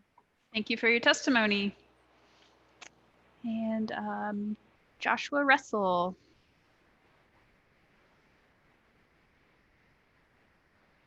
You could unmute yourself, Mr. Russell.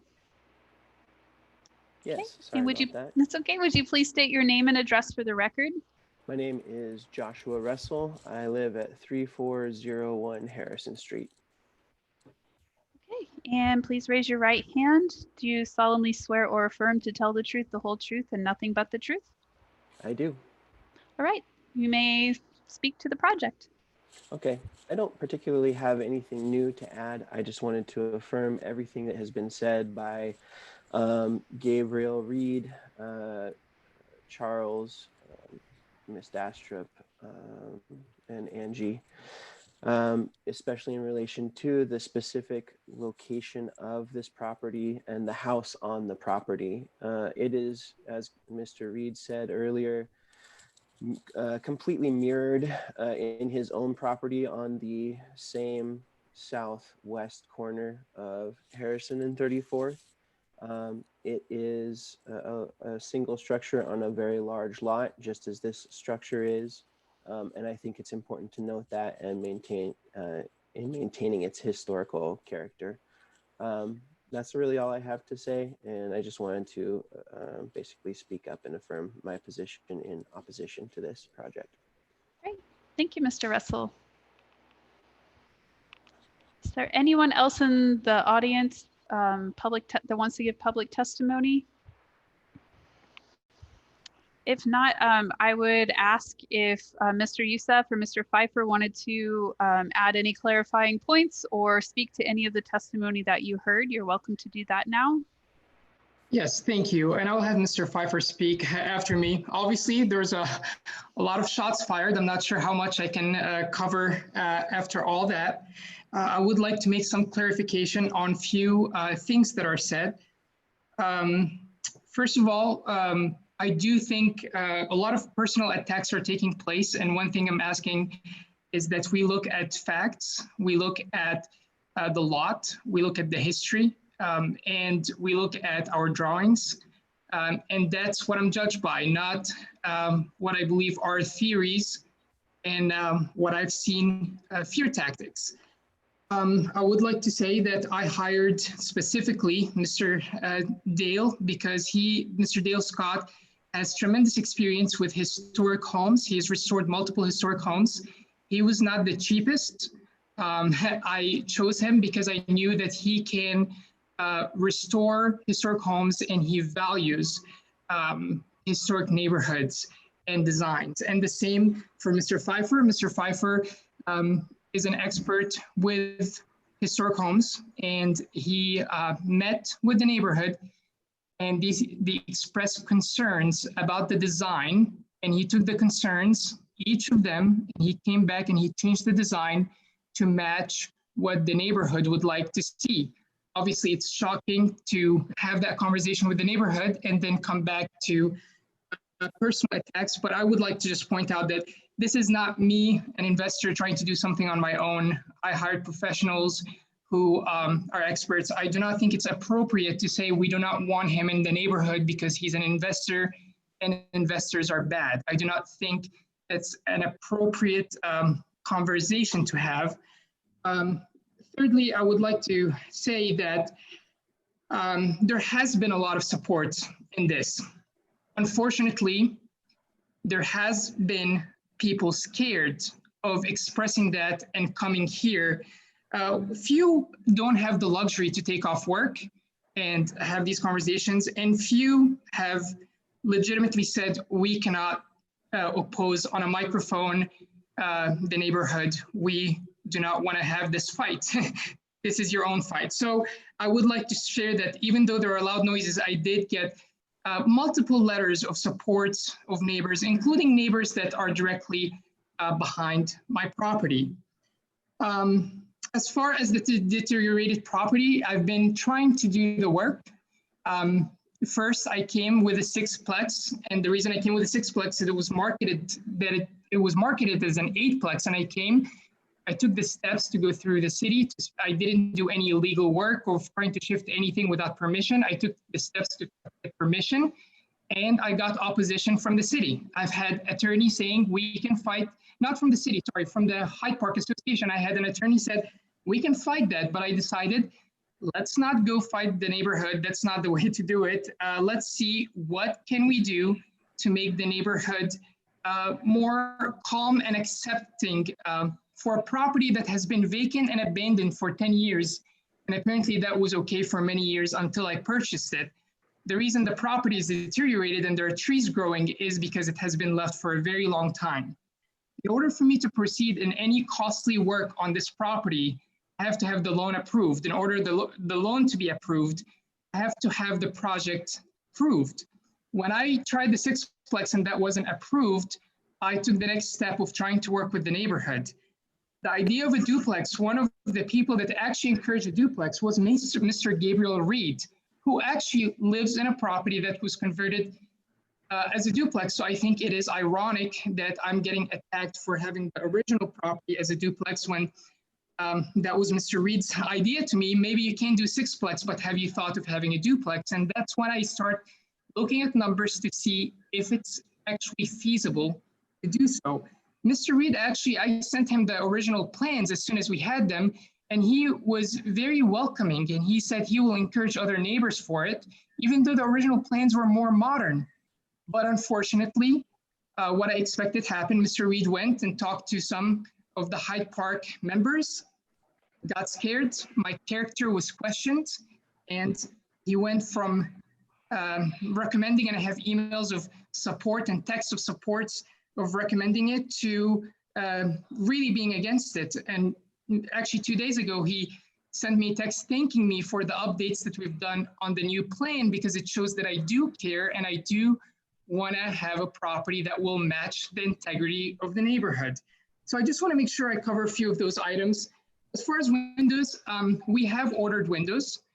There has been a lot of delays. Again, I don't have a loan right now because the loan is not going to get approved to be able to do work until I can have a plan. No bank wants to lend when they don't know whether I'm going to do sixplex, whether I'm going to do duplex, whether I'm not going to be able to do anything with the neighborhood. But I have been able to get the windows. They have been ordered. We have proof of that. And we have proof that some of them, and I would welcome anyone, and I tried to welcome the neighborhood to come to the property and walk with me, but unfortunately, I was not given a chance to be heard or to meet with them in a courteous way. I only hear from them in hearings like that, where it's focused on my character.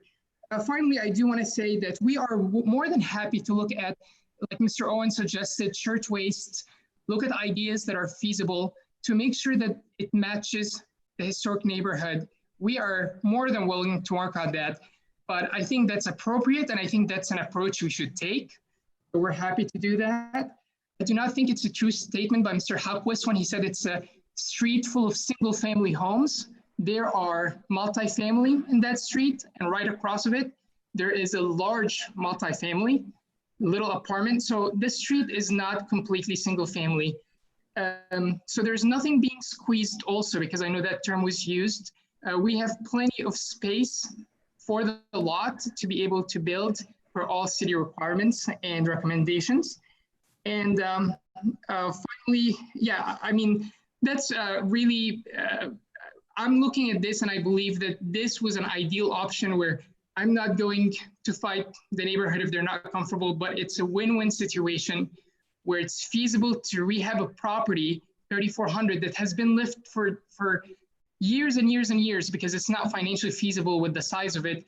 This is a great way to be able to rehab it and give the neighborhood peace of mind that there's no sixplexes or no staircases in the back, while at the same time being able to build something that will match the neighborhood and that will raise value. So when I did say raise value in the neighborhood, I'm not saying that I'm doing it for charity, and I've never planned on that. I am an investor and I don't think I should be ashamed of that, but I'm also a realtor. I also own in Hyde Park. I lived in Hyde Park for years, and I live in Kansas City. So I do care about my properties. I do care about the neighborhood. I lived in the neighborhood. This is a great way to raise the value of the neighborhood while bringing while bringing value than just having, you know, a treed empty lot. So that's it for now. Thank you, Mr. Youssef. And Mr. Pfeiffer, did you want to add?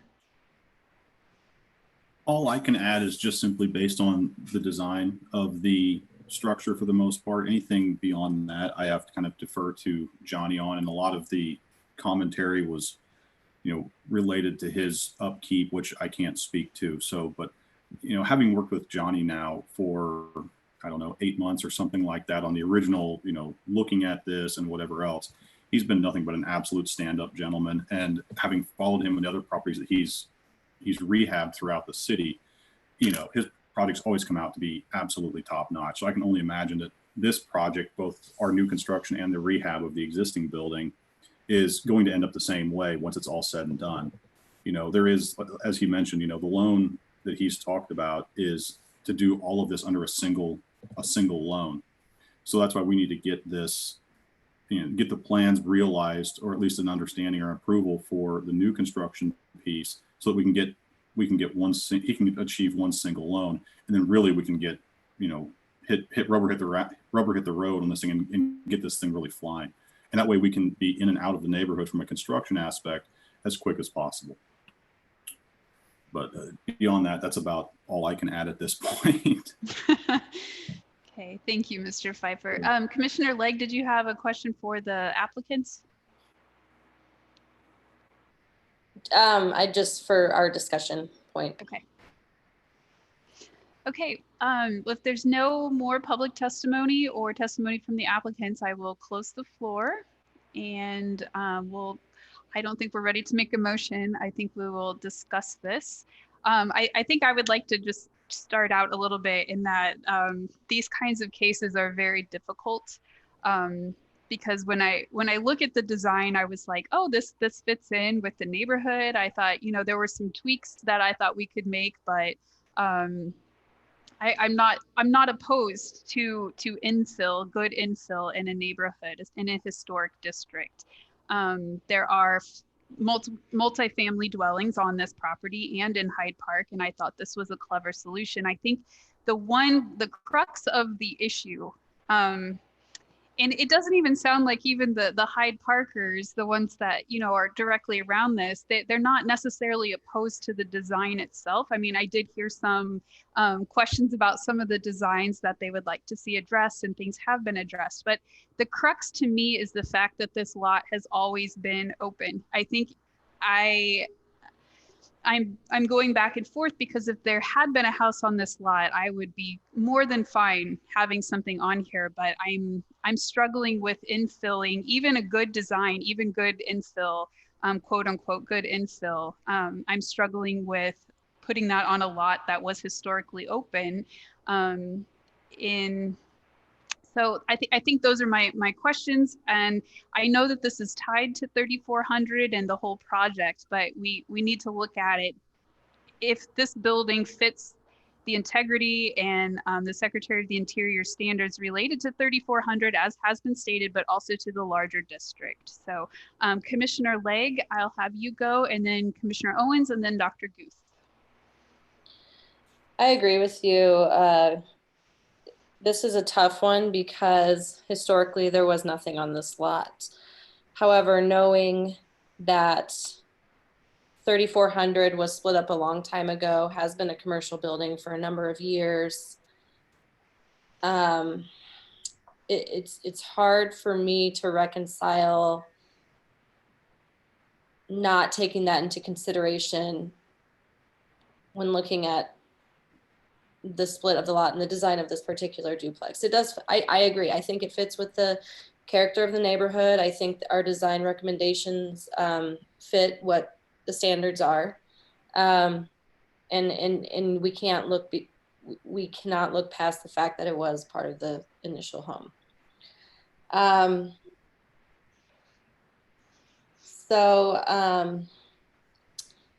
You know, knowing that there's multi-family already across the street, I'm not sure when that was built, if that was prior to this area being a historic district. It looks like it, yeah.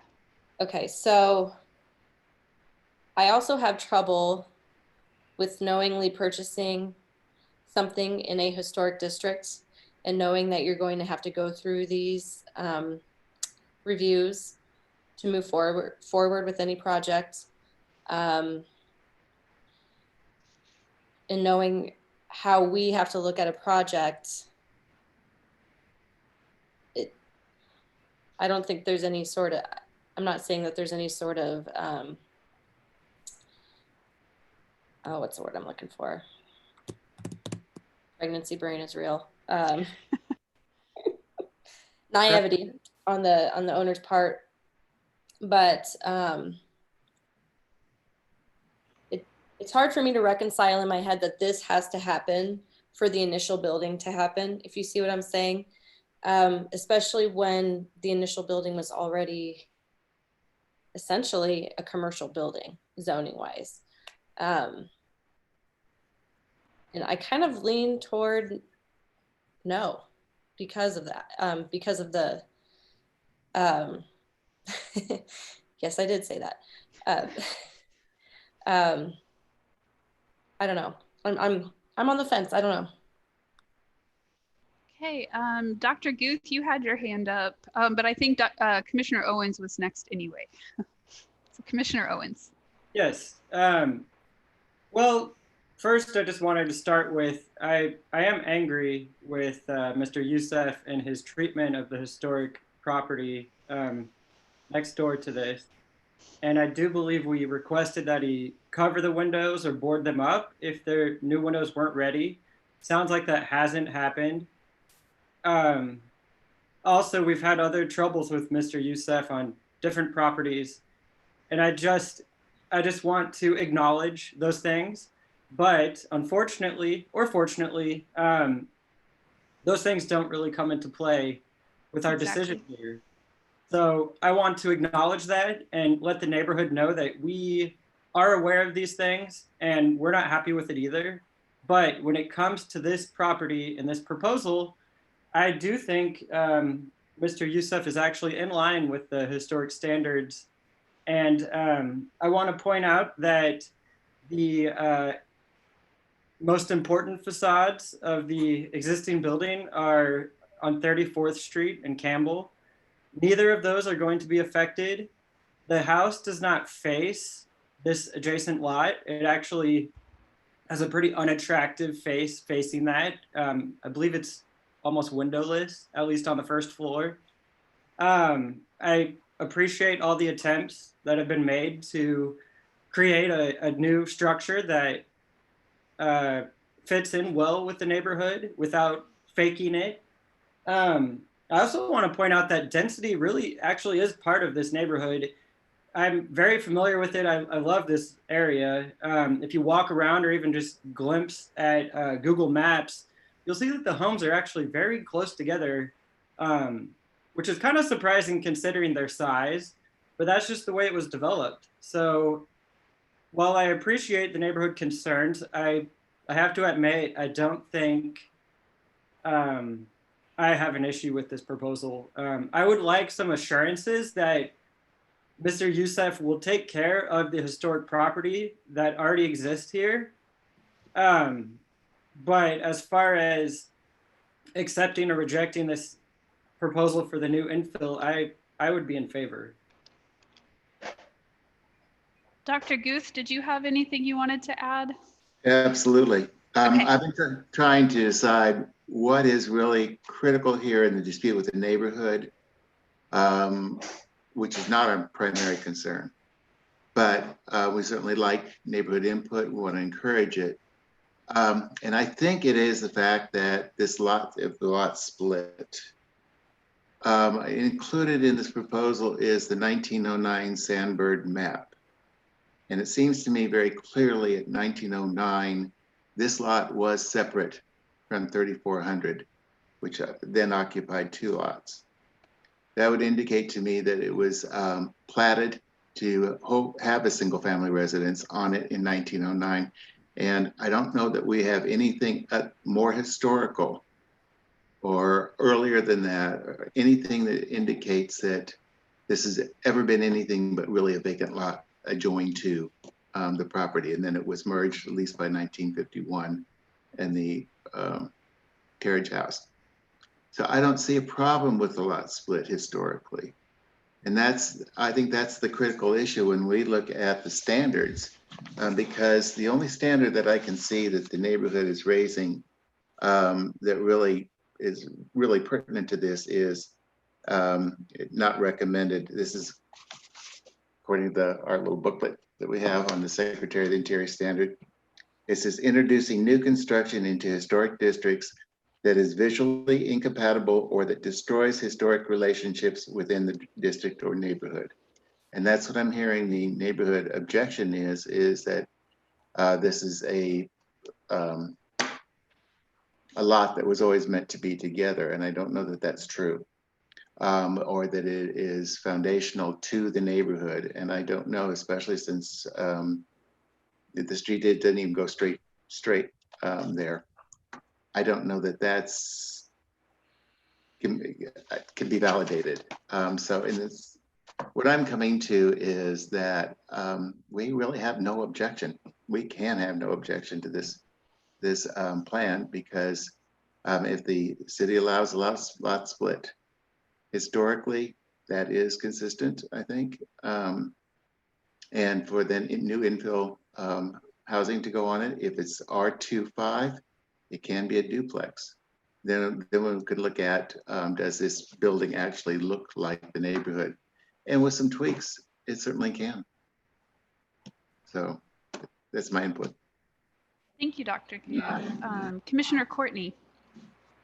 Yes, I would just like to say, I agree with Commissioner Owens and Guth. I've also been looking at Exhibit M, which is the map of the district and some of the lots around it. And there's a good amount of variety, but it doesn't seem inconsistent to if that lot were to be split, that doesn't seem inconsistent with some of the other lots and layouts in the district. I also have a question for Mr. Wolf. Just, I'm curious, if the city were to approve the splitting of the lots, would that change how we would look at this case? Because or would it not? Would would we? If the city didn't approve the lot split, well, If they actually, did approve it, like would then we be just trying to explain this? Really, we wouldn't look at it any different. Okay. They're kind of two separate processes. So really, the lot split is its own process, and he has to have both those approvals before he can do the project. So, but they are independent of each other, also. Yeah. Anything else, Commissioner Courtney? Nope, that is all. Okay, Commissioner Legge and then Dr. Guth. After previously speaking, I did go back through the Sanborn maps and saw that lot 51-3408 was initially platted that way, as well as in 51. It still says in the 1951 Sanborn map, even though there's a garage on the property, it was split that way. So knowing that kind of puts me more in favor of splitting the lot. I mean, I live in a historic district. I get it. I like to see responsible infill. I think this infill is fantastic for that purpose. And not being able to speak on what's happening next door, I think Dr. Guth was correct that as it stands, it does fit the standards. Dr. Guth? Correct me if I'm wrong, Brad, but I think Warnell Homestead has done an overlay district that disallows infill housing or lot splits for infill housing. I would actually have to double check on that. They have guidelines for infill housing now. I don't think it prohibits it. The lot splits, I'm not sure. I'd actually have to go back and read the ordinance. I haven't worked with that one as much. And I bring that up is because I think that was a novel approach. I do think they wanted to curtail lot splits in Warnell Homestead. And I want to encourage North Hyde Park or Hyde Park, if they want to in the future discourage lot splits, that they might look at that overlay of Warnell Homestead and use that as a similar proposal to go before the city. But as things stand right now, there is no reason that we don't have any reason to say that he can't do a lot split. I believe Roanoke has an overlay. Is that correct? Like that, where they can only do single family? That's a little different. That's an older overlay. The Warnell Homestead one is a newer ordinance overlay we put into place 2011 or 12. So the Roanoke one, similar to Coleman Highlands, is a much older type of single family requirement. Yeah. Commissioner Owens? I can't speak, but I believe was Dr. Guth first. Oh, Dr. Guth, I thought he had spoken. Okay. I have. Okay. Okay, I'll go ahead then. A couple ideas here. Personally, I would feel okay voting yes and moving this forward. However, I wanted to see if everyone would agree to an amendment, which would be to alter the design of the first floor to make it more of a true shirtwaist. And I would personally be comfortable with the applicant working with city staff on that. I trust your judgment, Mr. Wolf. And in at least some sort of study to use a higher grade of actual real stone for the porch. I do understand that's very expensive, but I'll admit the lick and stick stone, it does look cheap, and actually I've seen it fall off some other projects like on Southwest Trafficway, where it looked okay the first couple of years, but now it doesn't. And I would hate to allow something to be created that would need a lot of maintenance when we may not trust the owner's maintenance of properties. I don't know if I'm allowed to say that, but if those two things could be studied and working with city staff, I would be comfortable moving it forward. And then a separate point, can we attach anything to an acceptance of this that would state that Mr. Youssef has got to board up the windows of the other house until new windows come? And I don't care if those new windows are coming in 1 week. I want those windows boarded up like this afternoon. Is that anything that we could say? You could request it, but that would be as much. I mean, you can't really require it since that's. I just know that we review. requested it before and we didn't get it. So I am angry about that. Mr. Owens, they have been closed and boarded up for, I'm not sure, I would encourage you after this hearing, if you can drive by there, I can meet you there. They have been boarded up. The narrative that they have been left open is simply not true after our first hearing, and some windows have been replaced. I'm sorry to disrupt you, but I just want to make sure that you're aware that they're not open like the narrative that you've heard today. And I encourage you to go after this meeting if you have time to look at it. I'm happy to meet anyone there. Okay, I appreciate that, because I admit I have not driven by in the last month or so. And I mean, I know I get the issue, but that's for a different, that's a different it's not purview. in- It's not even part of this case. But I know that Mr. Youssef has offered to supply photographs to Brad just to check up on that. So we'll welcome those photos to staff. And if Brad wants to share with us, then that is his prerogative. But we can't take that into consideration.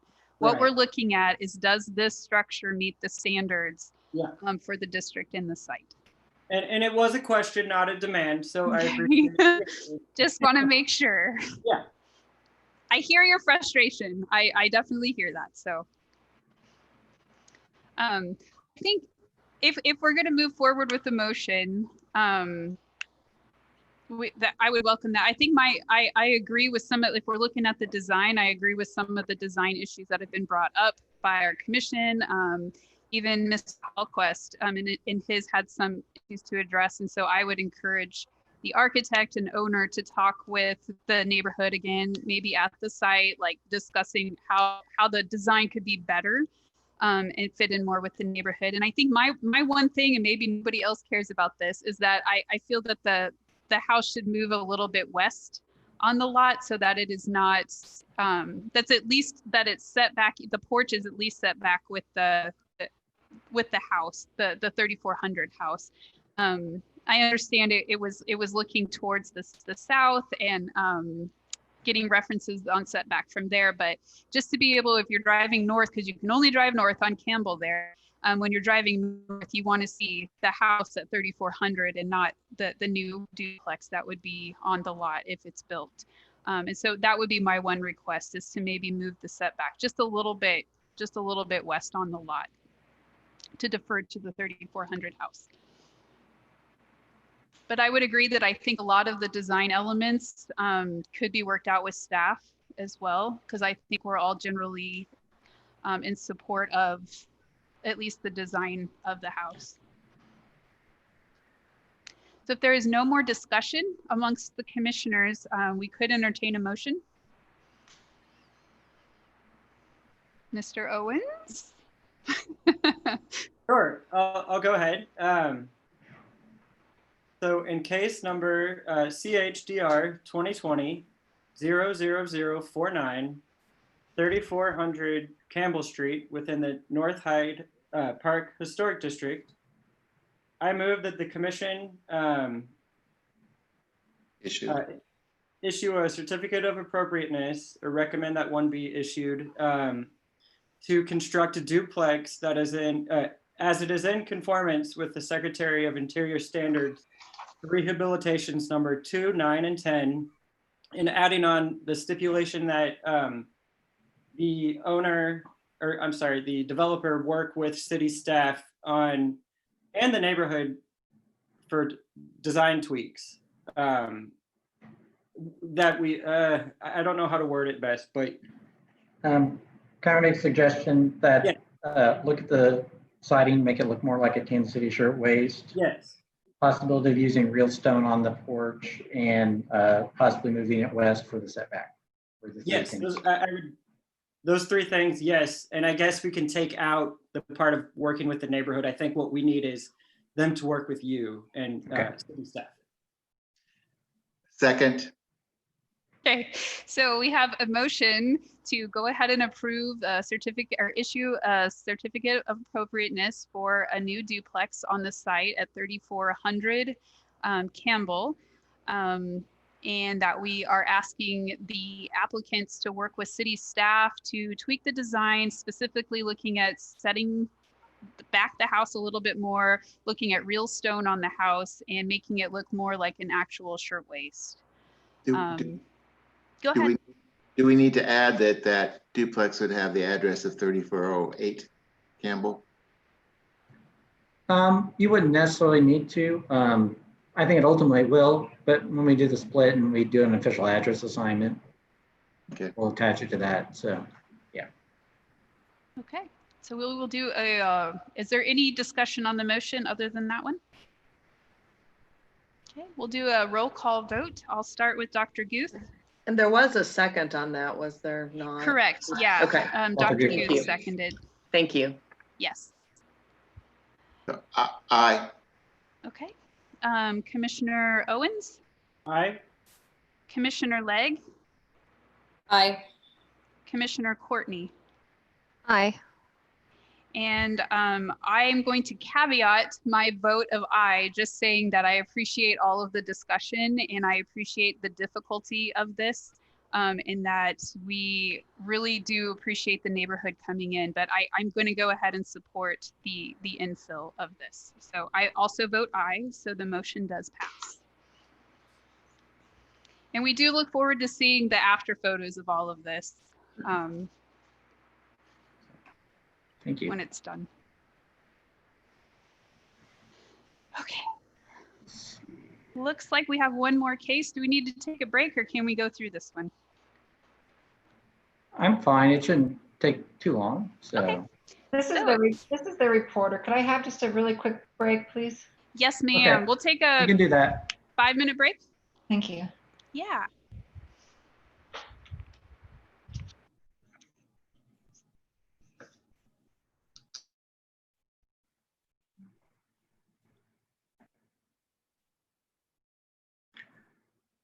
Lauren, I'm gonna switch my presentation off so you can switch to yours. Okay.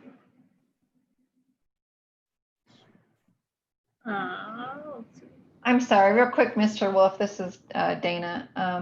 Yeah. Am I okay? I was told this would, or my office, that this would end around noon and they have me on at 2 o'clock. Am I safe? Because I'm looking at we have another thing after this. Yeah. No, this is a relatively straightforward case and it's our last item of business. So. Okay, so there's this other thing.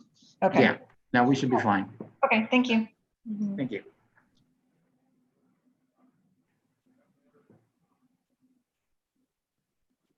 Can you see that correctly? I do see it. I tried to maximize it or put into yeah. presentation mode, but otherwise I think it looks good.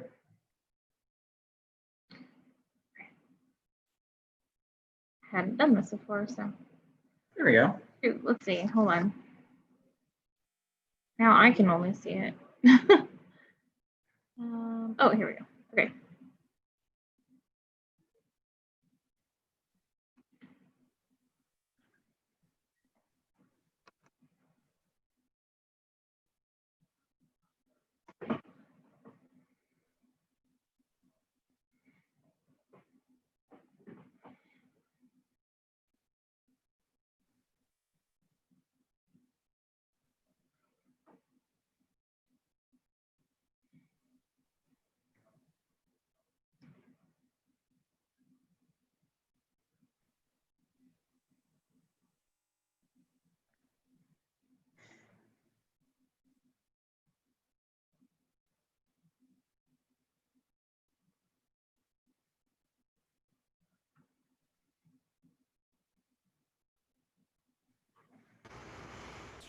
Mr. Schmidt, we do have you in the panelists, so when we get started, we can have you sworn in. Thanks for sticking around.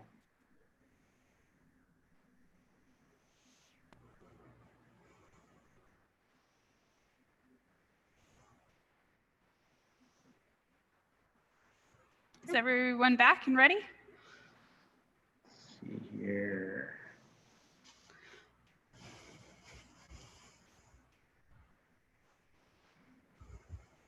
I need to check him. I don't know if Ms. Freed's back yet. Okay. That would be the only person. Perfect. But otherwise, Thanks for the break.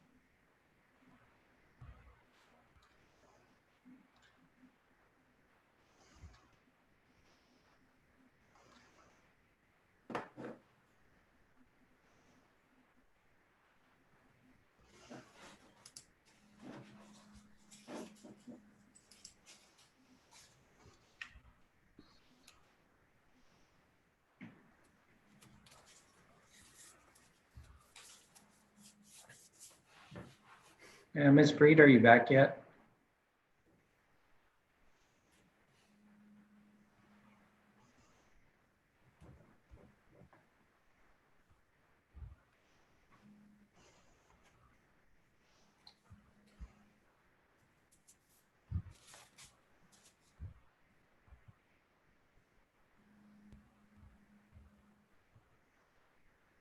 I am back if you were checking. I'm here. This is the Great. I think we are all back. So Great. we All can right. get started. Very good. So we are ready to hear case number 2020-00051 at 223 West 53rd Street in the Simpson Yeomans Countryside Historic District. And I see that the applicant is here and present. So do we need to swear him in now or? Yes. Okay, I never can remember. Mr. Schmidt, if you could state your name and address for the record, please. Jeffrey Schmidt, 223 West 53rd Street, Kansas City. Very good. And would you raise your right hand? Do you solemnly swear to or affirm to tell the truth, the whole truth, and nothing but the truth? I do. Thank you. And we're ready. Oh, are there any new exhibits? No. Okay. No new exhibits. Exhibits 8. Ms. Manning, are you presenting this one? It's my first one. Oh, I'm so excited for you. That's great. Bear with me. Only if you bear with us. So go right ahead. All right. So in case number 2020-00051 at 223 West 53rd Street, the application requests a certificate of appropriateness to construct a new garage and driveway on the property. It's a contributing property in the Countryside Yeomans Historic District. The application proposes to build a new addition of a single car garage on the west side of the house and a new driveway to allow for easier access to the new garage. The new L-shaped garage addition will be made of dyed concrete and painted fiber cement board in reverse point detail. The new entrance to the garage will be diagonal with a 14-foot door to match the existing garage door. The flat roof will be a green roof filled with Missouri wildflowers. Scope of work will be visible from West 53rd Street. And the addition will be located off the rear of the house and will not remove any significant features in conformance with standard number 2. Lauren, are the slides going forward on your side? Oh, not sorry, seeing anything no. here. Nope, I'm okay. reading. Here we go. Double checking. Let's see. I was scrolling on one and not another. The addition will be located off the rear of the house and will not remove any significant features in conformance with standard number 2.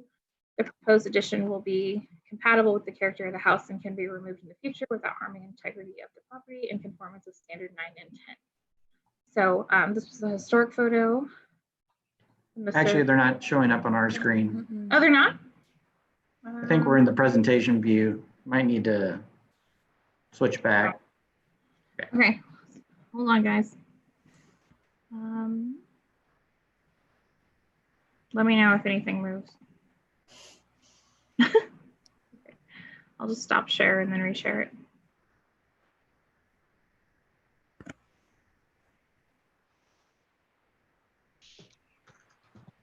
Okay. There we go. See anything? Okay. Yes. Okay, so historic photo from the survey. And then this is a current photo from the street. This is a better photo of where the garage will be going. Kind of a close-up view. These are overall plans. This is zoomed in a little bit for you guys. And this is comparing the two photos and where it will be located. This is your west view. So, sorry, I can go back through those. I didn't realize they weren't going, so. Yeah, that is our house.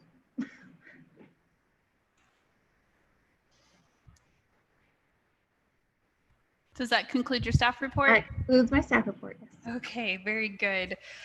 Do we have any questions for staff from the commission?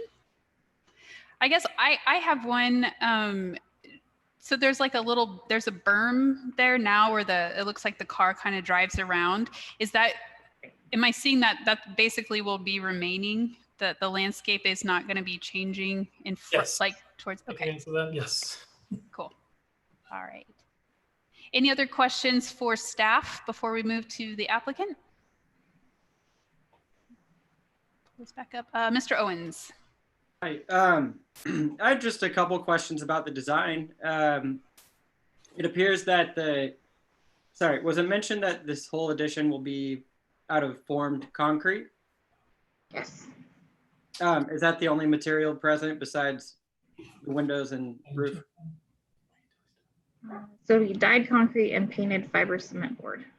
Oh, okay. And just to be clear, the fiber cement boards, where are they used? They create that reverse coin pattern that kind of mimics, or not mimics, but is referenced on the coins of the original house. Yes, I noticed that, and I think that's pretty cool. Okay, yeah, I was just curious about a few more of these details, so thank you. Okay, Mr. Schmidt, do you want to testify to your project? Oh, yeah. The original garage for this 1916 house was in the basement. There was just a single garage, and to maintain long-term viability for this house, we feel it needs to have a two-car garage like all the other houses on the block. And so the way we came up with doing this is nestling the single-car garage up against the side of the house, and then creating a new door that would let you into both of those spaces. And then we want to minimize it. We don't want it to be as very visible from the street. So we're doing the planted roof and doing some landscaping that'll screen it, similar to what it is now. And try to keep it as low as possible. And that's my testimony. Great. Do any of my fellow commissioners have questions or comments for the applicant?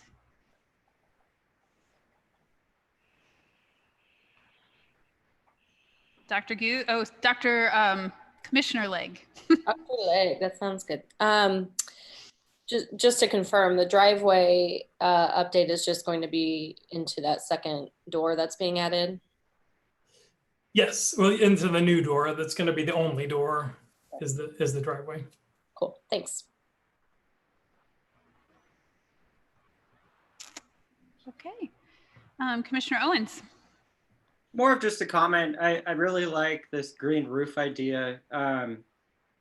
you have any idea what you're planning to plant in the green roof? Yeah, low wildflowers, nothing really tall and big. I don't know exactly which varieties we will do because we'll have to see what grows the best, but something maybe in the evergreen varieties, but something's low. And a question about the concrete and fiber cement panels. Will they be the same color, those two materials? And secondly, is the color to match the home, the brick on the house, or the yellow portion? Yes. Okay. So the concrete will be tinted concrete that the color kind of picks up on the mortar in the house. Okay. It's kind of a taupey color, and then the paint will be more like the brick color, the paint on the fiberboard. Okay. In a perfect world, I'd love to see the whole thing made out of brick. Oh yeah, yeah. I know it's hard to match historic brick and everything, but have you given consideration to this? And is that just out of the budget? And we looked for a brick that would be similar to it, and we just could not find anything that was good enough. Okay. And again, to reiterate, I do appreciate this design. I find it pretty interesting. Thanks.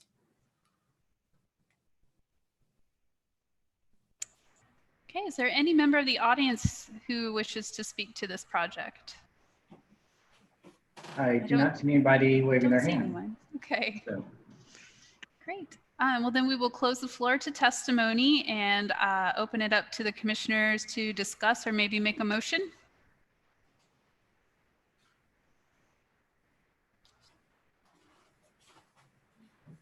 Oh, Brad, we had a member of the audience wanting to speak. Should we Okay. open the floor back up? I think that'd probably be fine. I can run the panelists. Okay.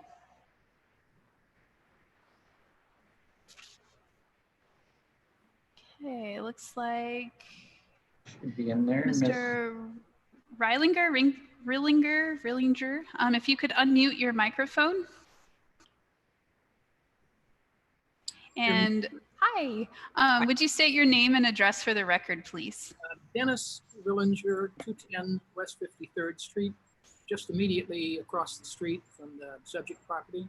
And I apologize for all the background noise you're getting. Apparently every lawn service in this part of the city is out with their giant blowers and cutters. Not a problem. At least we can hear you. We have lived here for 40 some years, and partially because of the historic nature of the neighborhood. We enjoy and maintain that. We're very pleased with the applicant and what they have done to their house. They're remarkably attentive and talented in terms of improving the house, quite frankly, which was really a rundown sort of location when we moved in. And they've consulted with us, if you will, on historically appropriate paint types, material types, etc., right down to the number of 210 that's on the front of our house, marking the street address, suggesting that a different typeface would be more historically appropriate. So I have enormous confidence in their commitment and professional abilities to make this blend in very nicely. Thank you for your testimony, sir. Yeah, and my spouse who's sitting here, probably not on the screen, I think echoes my comments. Yes, and I might just note that many of the neighbors in the neighborhood rely on Jeff and Clark also for assistance with their paint and any types of improvements that they might make. They're truly outstanding architects, and they've researched everything we know in order to make this appropriate and deserving of the neighborhood. Thank you. And could you state your name for the record, please? Hallie Rillinger. Thank you. Okay. Looks like we have another member of the audience, Stacy Kenyon, who would like to speak.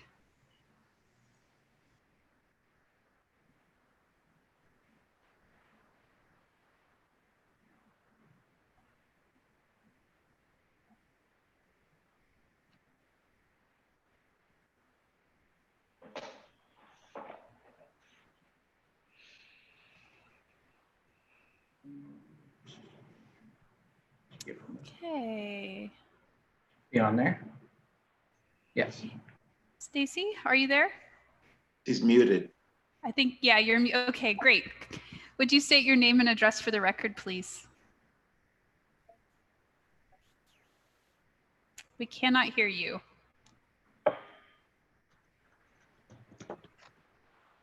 Stacy?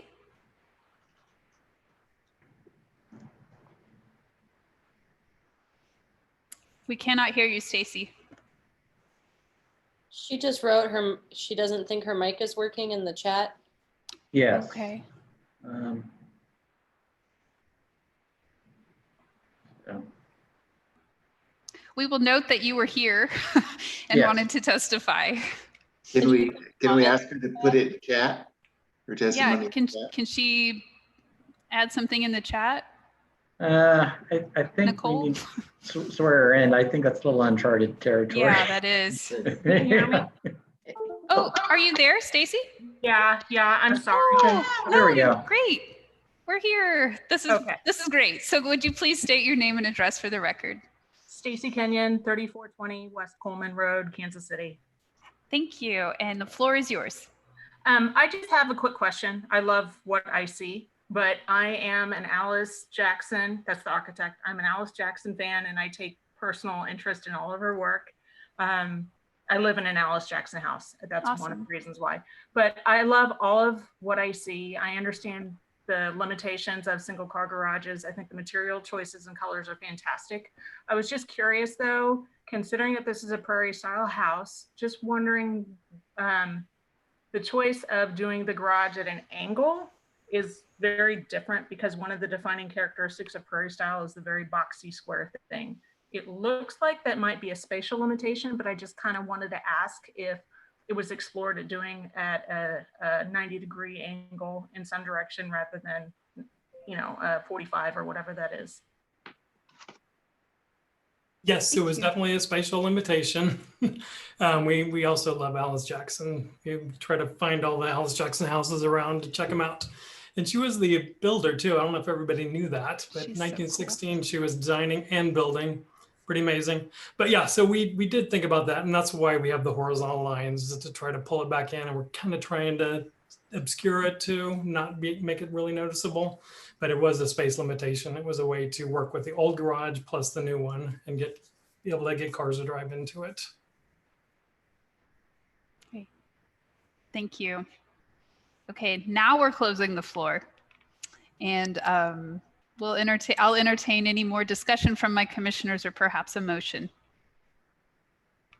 I just want to go on record saying that this is a fantastic design and the use of landscaping is really creative, and I'm excited to see this.